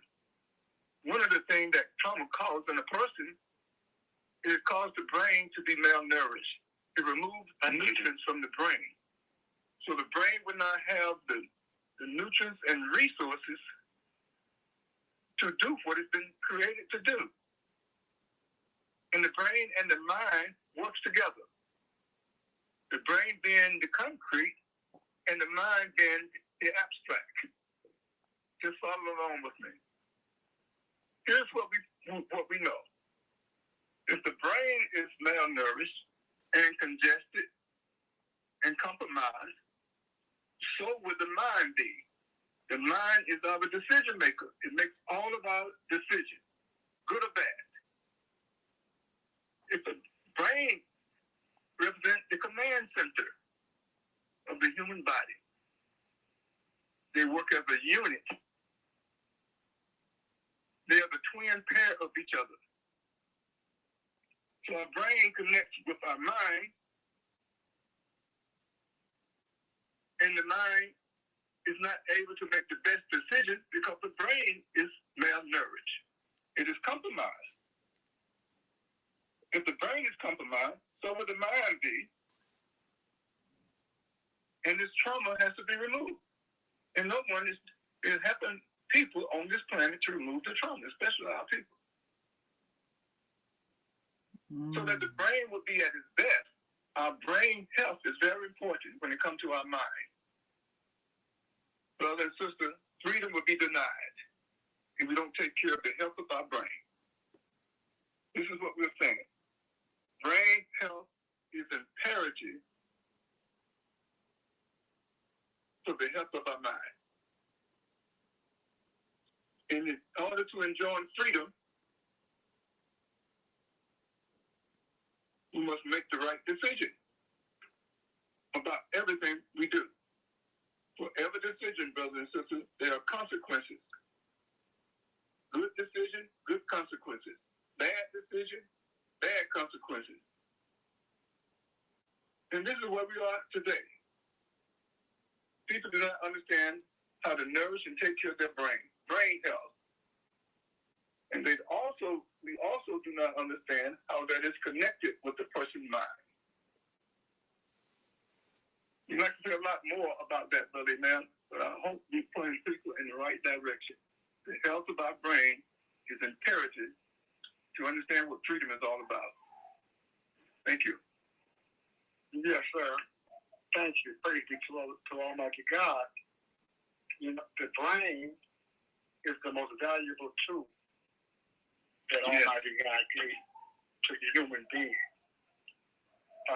No other part of creation was given a brain, which is a very complex computer system for values of judgment and movement, everything. But below the brain, and I don't mean in value, the soul of the human being is what shapes how we feel, our discernment of judgment, how we value a thing or devalue.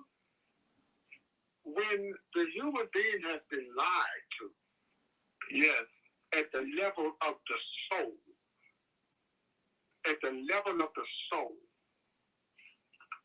there are exploiters of human beings that have created there used to be a silence. There is not a silent war anymore. It is overt between the male and the female. The scriptures have written in them that Eve is identified as a female. And in that story, they have placed it whereby she is the one that was influenced by the Satan, the enemy of mankind, to eat the forbidden fruit. I won't go into that. That's a whole new program. That's a whole new broadcast. But around the world, that story has been given, and it is accepted at the level of the soul. For our soul is connected to what we cherish as sacred. And if someone can lie and manipulate that private compartment called what is sacred within every human being, then they can control the thinking, the actions, the behavior, the judgment from the level of the soul. We must debunk. We must debunk what we have been given as a criterion of judgment. As a criterion of judgment. The male and the female are helpmates of one another. They are helpmates of one another, not two contending forces. One of the platforms that have been introduced, and we see it happening. Who will be in power? Who will be in power of the family? Who will have the last say-so? God has designated that the male should be the leader of the family. Now we hear that, and sometimes our mind will go to, yes, I have the power. I am the leader. What I say goes, regardless to what she says or anyone else says. God has made me the leader. But the male's leadership is dependent upon incorporating the best advice, the best instruction. And that instruction can come from a female. And if he's a real leader, he will recognize the worth of that instruction, the worth of that invite, of that advice. And he will accept it and incorporate it and follow the best thereof, the best advice that is coming from the female. He is representative of, if he's a real leader, then a true leader accepts advice from the governed, from the governed. So this battle we're having inside the home. So who is in charge? Who is running this? Now, how the female orchestrates behavior in the home, how she decorates her home, how she makes sure the home is fertile for human growth, that is partly her responsibility. We have to give her that and accept the freedom that she has to arrange that. She is no more than a reflection of you, and you are a reflection of her. So we want to dispel this silent war between the male and the female, which is destroying the human family. We will never get up unless we have strong female and male bonding and strong families. And we get that from the instruction of he who created the family, created the male, created the female. We cannot continue to just go on our own, for we are receiving instruction from unqualified people that are unqualified to guide and formulate our lives. That is most important. That whatever the soul accepts, it truly shapes our thinking. So as Dr. Martin Luther King said, you have to have the freedom to reach down into your own soul into your own soul and take the pen of self-asserted manhood and write your own Declaration of Independence. That is what we are offering here, an invitation to your own soul.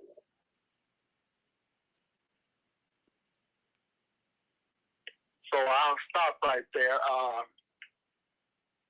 Naima, is there anyone on your board that would like to speak? If so, open up their mic. Let me see now. Assalamu I alaikum. see no one on the. Yes, we had someone earlier, but I think they might have switched over to your board. Perhaps the call drops. I don't know if they called back in on your line. And of course, we have some comments from our Facebook family. Our Monday host says, Grand Rising, thanks for men sharing today. We need to hear their voices. And our Friday host, Beata, says, great point about the thoughts and minds being key elements that influence our freedom. And if there is any men on our switchboard, press 1 now so that we can get your comments. And we will have a short, just 10-minute after show, just to reflect on what we've heard. So if you want to call in, 515-605-9325 and press 1. Then we'll have a quick 10-minute after show after the hour, and get your thoughts on what you've heard and how we can be supportive of the freedom that is directed toward a purpose and responsibility. A lot of women are struggling with sons that they're raising by themselves who seem to be directionless and unmotivated. And I've certainly asked them to have them listen to this show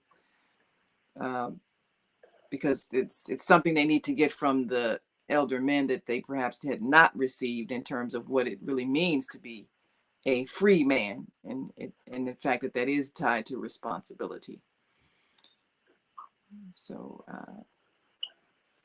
men, if you are on our switchboard, yes, press 1. Invite Mel. Press 1 on your phone. Don't be shy. This is your time to be heard. Don't hold back. There are no there's no improper opinions that we're sharing here.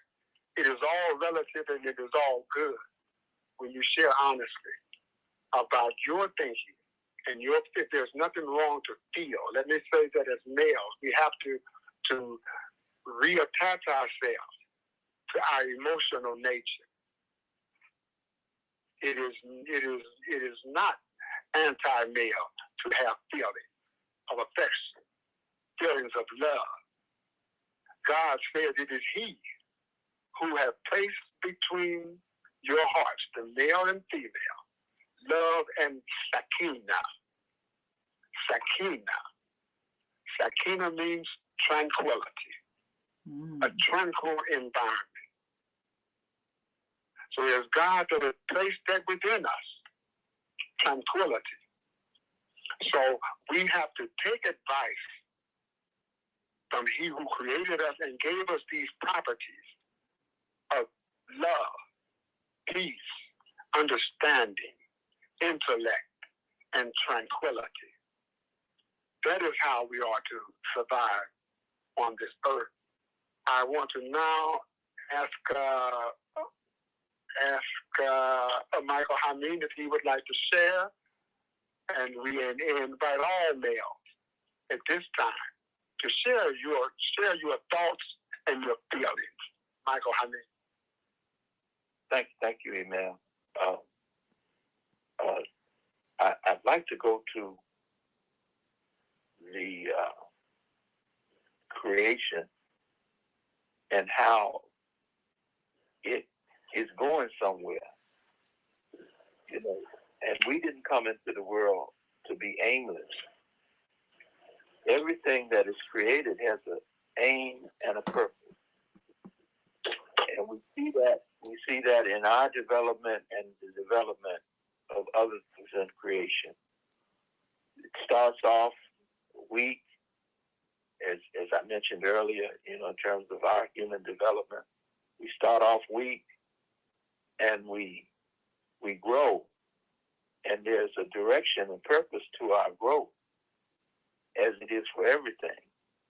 So understanding that we didn't come into this world without an aim and a purpose is very helpful to all of us. And the direction is, I would think, the obvious, is to make the world better today than it was yesterday. The advancement, improvement, we see this in terms of our own developmental history, and how we've been given the ability to make other things in the creation better. Man has the ability to take just regular grass and develop it by going into the properties of that grass and make a grass that's just like a carpet. You walk on it and you feel like you're floating, and it's grass. But the Creator's given us the ability to improve on things, and that means improve upon ourselves. So here's a picture we mentioned earlier. We come into this world helpless, and we have to be assisted for a length of time. Other creatures, cows and horses and other things, they don't need that long time to develop. There's a pattern for their development. But here's a picture of needing more time to develop and more time to struggle with ourselves in that development. So it's very subtle, but there's a suggestion there that whether we are religious or not, we owe a debt. We owe a debt to life.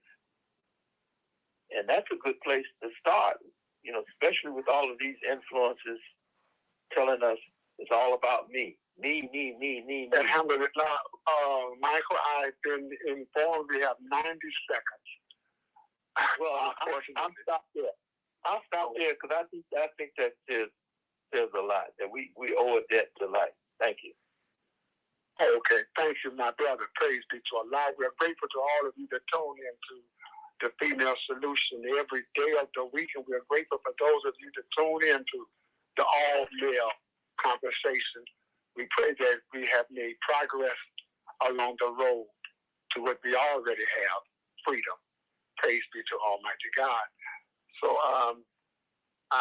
this will end this segment of the broadcast, and I want to invite the listening audience, if you would, to tune back into American Muslim 360 at, let me see, hold on, please.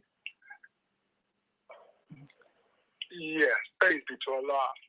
At 6 p.m. for Narrative Aspirations, hosted by Khalida Abdul Akbar Aziz.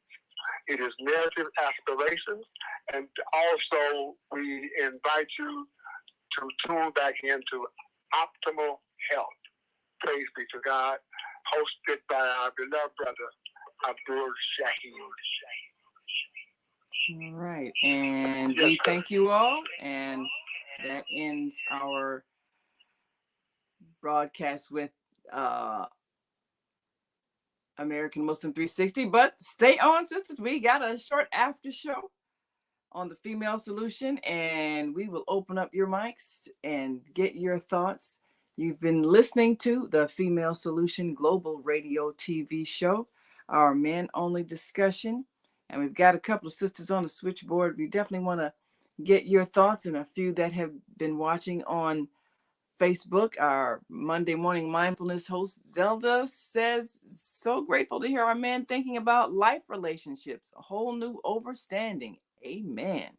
And she says, we often keep trauma in our bodies from past relationships. Releasing that trauma is crucial, before beginning the next relationship. And I certainly agree. Let me open the mic for our dear sister from our Friday and Sunday show, Health and Well-Being with Viata on Friday and Soul Purpose Healing with Viata on Sunday. And welcome back. Are you back in the States with us?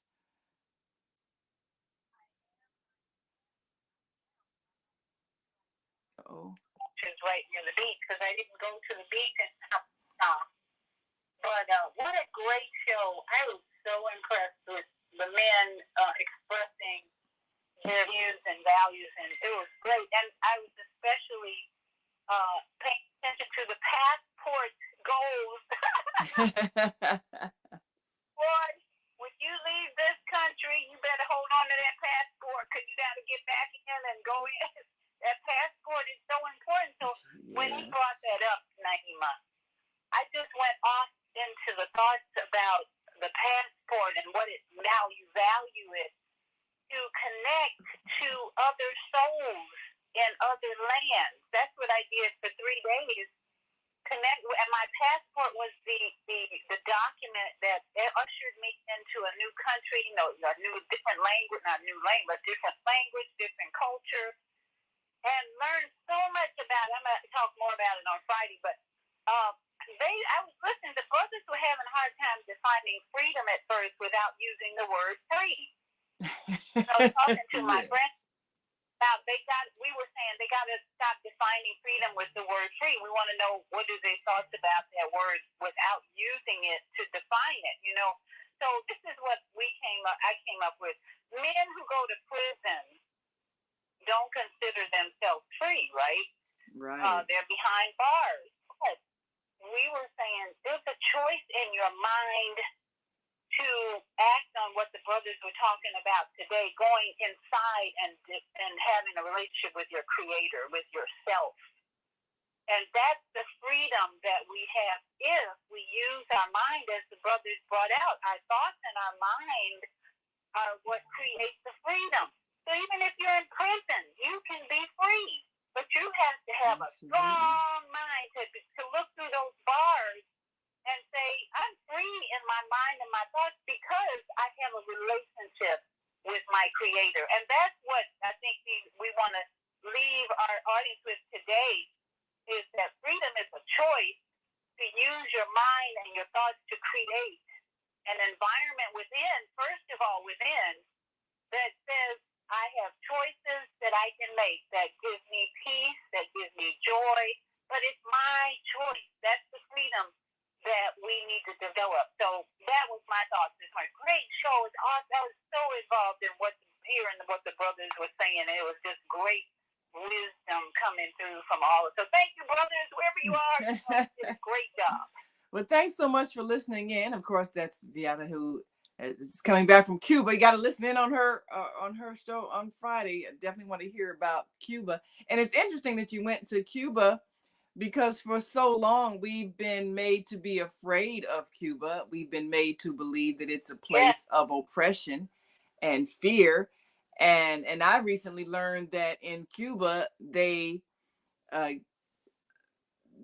provide free education for those who want to go into the medical field. In other words, you can learn how to become a doctor for free, and because you need health, you need people with those skills. So it just makes sense. And I think of the difference here, where it costs so much to go to medical school that they basically excluded vast numbers of people who could be learning how to heal if we would only look at things differently and stop trying to profit off of everything and think of how can we help people. So I have great respect for Cuba in that regard. Let me share with you. I met a doctor. I met a young woman, little skinny black woman who had just finished med school in Cuba. They paid for her education. Do you know how much they pay her, Naima? You want to guess what they pay her every month? Ooh, I have no idea. Tell us, what is her monthly income? $35 US a month they pay their doctors. Wow. Now think on that. We met this woman and her friend, this beautiful brother. Both of these dark skinned, because Cuba is full of diverse skin colors. People don't know who they are until they speak. Everybody's speaking Spanish, all different face colors. Doesn't matter what color you are. But this little skinny black woman went through med school, paid for by the Cuban government. She makes $35 a month. Now, I looked at her, I wanted to cry, but the brother was explaining, and he spoke pretty good English. She was explaining how she loves what she does, and she's the first step when people have a health problem. They come to see her first. She tries to help them fix the problem, and then they go to another level or they go home. She loves her job. You know what I did? I took out every dollar bill in my pocket, which was about 10. We took a lot of ones because we were told, people are going to dama dinero, give me some money. Mm-hmm. I gave her every penny, every dollar in my pocket. I'm like, here. She didn't want to take it. He said she doesn't want to take it. I said, listen, you give this to your familia. I said, give it to your family.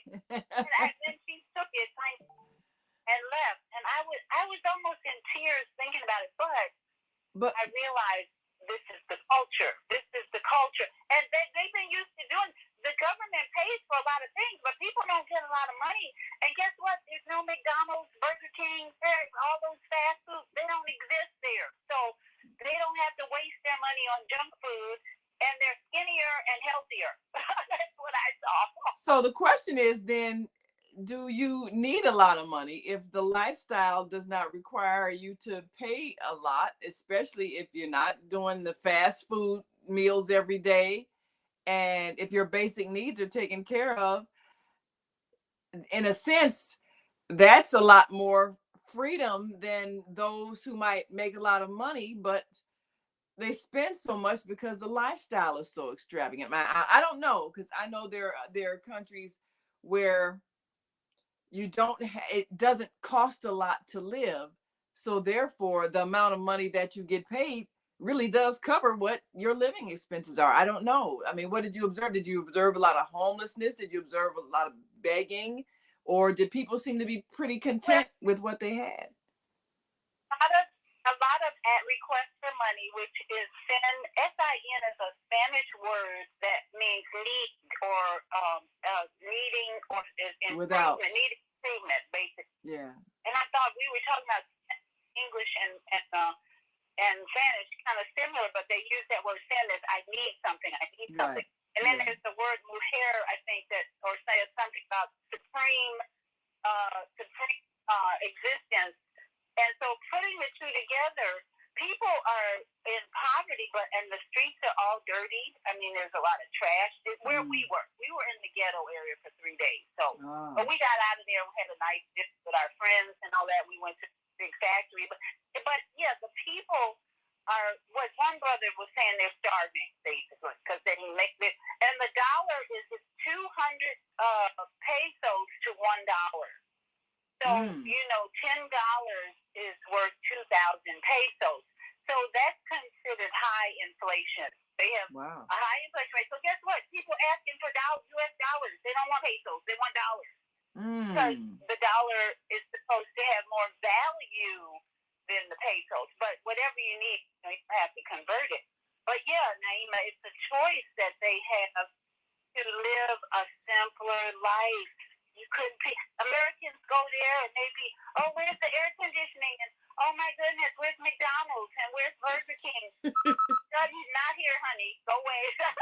Right. And so it was a culture shock, of course, but oh my goodness, I'm still reflecting what the poverty and the need, the sin, S-I-N in Spanish, but yet the need that they have to eat. They want to eat more, but they can't. They eat beans and rice every day. But one brother said, people eat beans and rice every day. Can you imagine living on beans and rice? My dad did that in New Orleans back in the late 20s. That's how he lived, on beans and rice. So NDRE has a song everybody should listen to called The Ghetto. And she says there are places in Havana that remind her of Savannah, Georgia. Everybody's living in a ghetto. A ghetto really it becomes even a state of mind, because nothing keeps people from cleaning up their environment other than their thinking. And even I listen to the men talk about your state of mind. And like you were saying, there are people who are inside prison walls who are a lot more free than those who are walking around on the outside. It makes me think of that scene in the movie Malcolm X, where during his time when he was Detroit Red inside the prison, conking his hair and everything, and the brother comes up to him and said that he can get him out of the prison of his mind. And if you are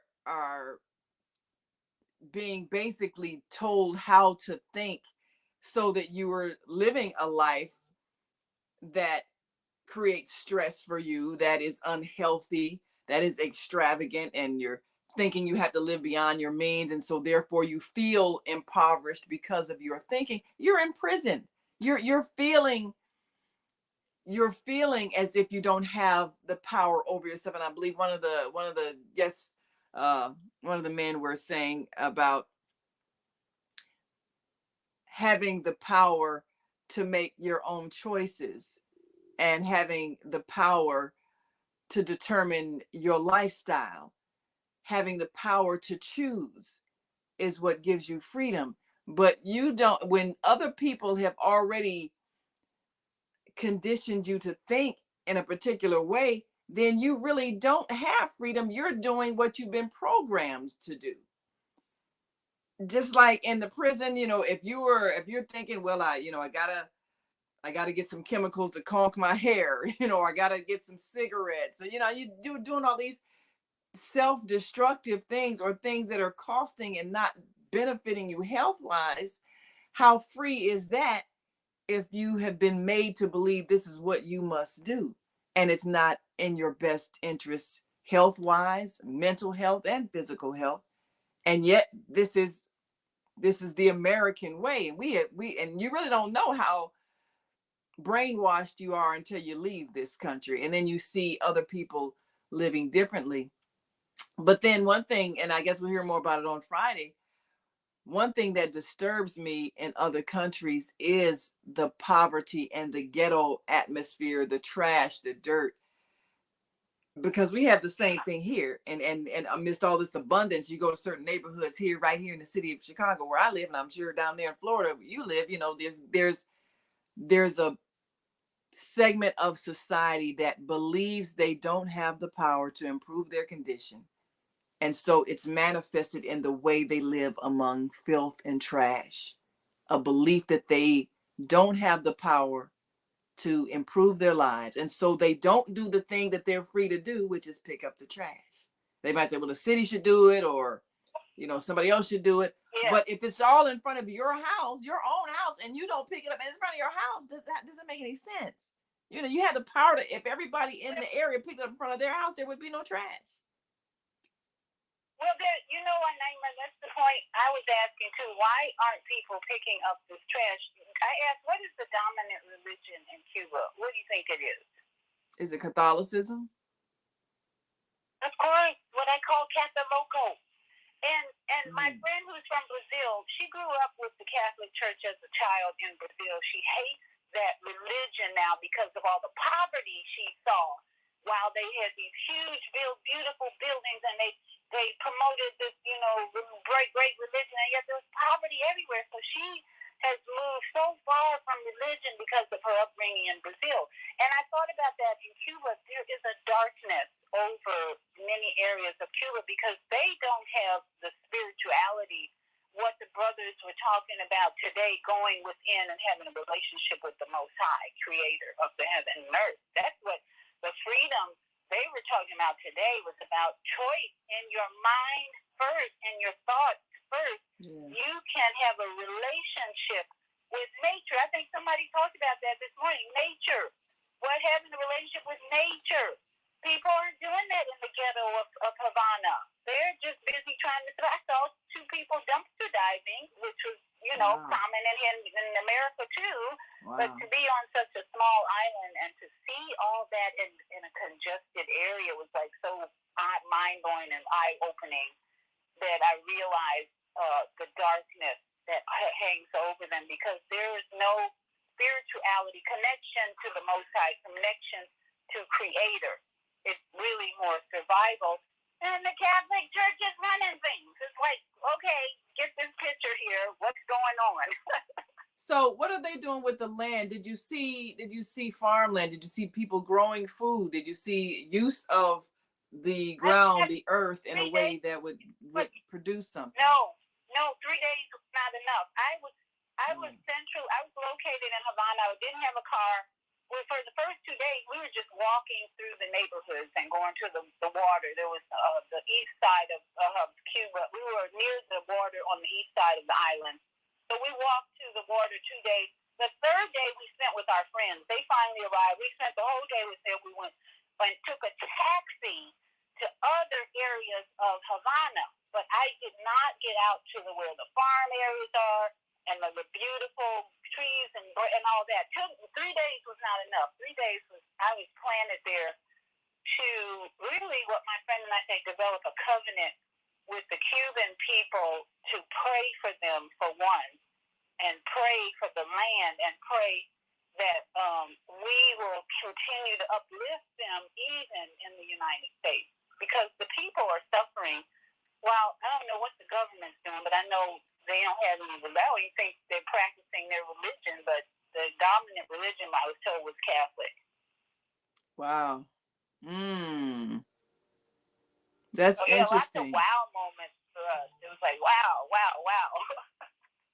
You know, and the interesting thing about that, sometimes you find in places where people are most religious is where they're most mentally confined, because they've been programmed to think of themselves as helpless.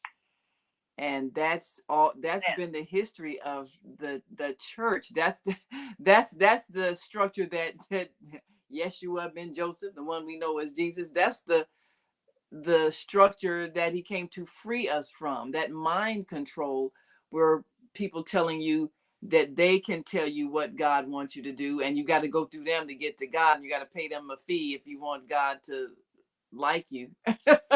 You know, all of that. And you know, it was kind of a subliminal. Now that I think about it, seeing the word sin on billboards was kind of a subliminal message, even though that's a Spanish word. It's also an English word from the Catholic Church that means shame. You need us. You need this. You are in need. That word sin in Spanish is you are in need. And what is the Catholic Church say? You're in need to go in a little booth and confess your sin and sin. And so they're promoting it all over at least in Havana, where we were, sin. And it's almost subliminal. You can't even get out of your poverty because the word is everywhere. And yet, when you think about it, you have the thought, you have the mind, you have the creator within you to get out of anything. Right. But they keep putting that in your face and you're a sinner, you're a sinner. That's what we brought. You're shame. And then no wonder they're poor and depressed. I saw so many frowns walking through the dirty streets of Havana. I was like, what is with these frowns? Where's the joy? I saw this one old woman, it was like painted on her face, this frown. I'm like, whoa. And then okay, here's the other thing. These young people were walking down the street late at night. We went out. We said, where's the moon? What's the moon saying? We walked out our door, and these group of young people, it's probably about 8 or 9 of them, laughing and singing. And this one girl does a cartwheel in the middle of the street. Oh, that was good. These young people having so much fun, and I'm like, something's going on with these young people. They got a different mindset. That's a good sign. Older people, and these people walking with a frown. Yeah, well, that is a good sign. And Zelda says, nature nurtures. There are blessings sitting among trees, water, birds, etc. Thanks for sharing, Beata. Yes, you know, I'm really encouraged when I see young people breaking the mold, because they've chosen not to follow that repressive path of their parents. And Zelda says Catholicism runs rampant in US too. That's why there's class action lawsuits on sexual misconduct by priests. Yeah, that's that ugly little secret that is now being exposed. So yes, I mean, we have an opportunity to create real freedom, and that's freedom of mind. That's the power to redefine, the power to create. That's what we have. We have the power to create the life we want. And we have the power to choose a different system of exchange that is not dependent upon the dollars, the pesos, or whatever symbol used by governments. People have the power to choose to share and exchange among themselves and not need any of that and still live in abundance. We have the power to do that. And as we raise our consciousness, we will discover how to systematize that so that we can replace all of these systems that we create that artificial poverty that we find ourselves experiencing. We have the power to do that. And even with Cuba, our government created this artificial enemy war with Cuba for many years, and we need to stop that. That's one of the systems we got to change, is overcoming the government's perspective on people in Cuba, people in Russia, people in Ukraine. Get the government out of this stuff, and we can have more peace in our land. Absolutely, we can do it. Well, we're going to go, and definitely we thank you all for being a part of our after show, our brief after show with the men only discussion on what is freedom. And Deborah says, and why are people dropping the trash? That's a state of mind. Same is here. Yeah. It's a state of mind. Your surroundings are reflecting to you what is your state of mind. Every act is an act of self-definition. If you're allowing trash in your environment, that's expressing how you feel about yourself. If you are free enough, and you know what? You will pick up the trash. Another thought, because the Cubans don't have so many choices like McDonald's and all that. When I walk through my neighborhood, I see McDonald's trash all the time. They don't, in Cuba, you know what I see? Aluminum cans. They're drinking a lot of soda. That's and then other papers. But they know, if they had McDonald's and Burger King, oh my goodness, I don't know what it would be. More trash than they could possibly pick up. Well, too many choices in America. Too many choices. Well, you know, the thing is, it's free will is a good thing to have. You just have to have the intelligence to make the right choices, and that determines how free you are. If you know how to make choices that are in your best interest, then that shows that you are a person who is free. Well, we must go.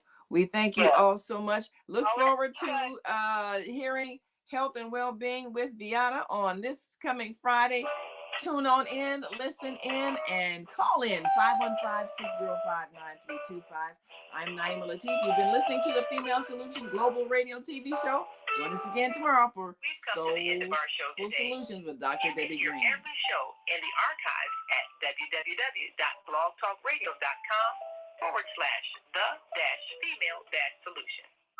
You can also hear today's show on the Female Solution Facebook page. Go to www.facebook.com/thefemalesolution. Leave your comments about today's show. You can always reach me on my website at www.naimalatif.com. That's www.naimalatif.com. Watch our TV shows, listen to our radio shows, order our books, and be sure to get your copy of the book, The Female Solution. On behalf of our team of radio hosts, I'd like to thank all of you who participated in today's discussion. And to our global family listening from all around the world, we say thank you. To our family in China, India, Zanyaba, Japan, Arigato, Korea, Kamsahamnida, Russia, Spasiba, Germany, Danke, Poland, Jean-Couillon, France, Merci, Spain, Gracias, Italy, Grazie, Egypt, Shukran, Ghana, Medasi, Nigeria, Eshe, South Africa, Nyabonga, Senegal, Geret, Kenya, Asante, Israel, Toda, Pakistan, Shukriya, Afghanistan, Saudi Arabia, Shukran, Salam alaikum wa rahmatullahi wa barakatuh. Thank you. And may peace be upon you and the mercy of God and God's blessing.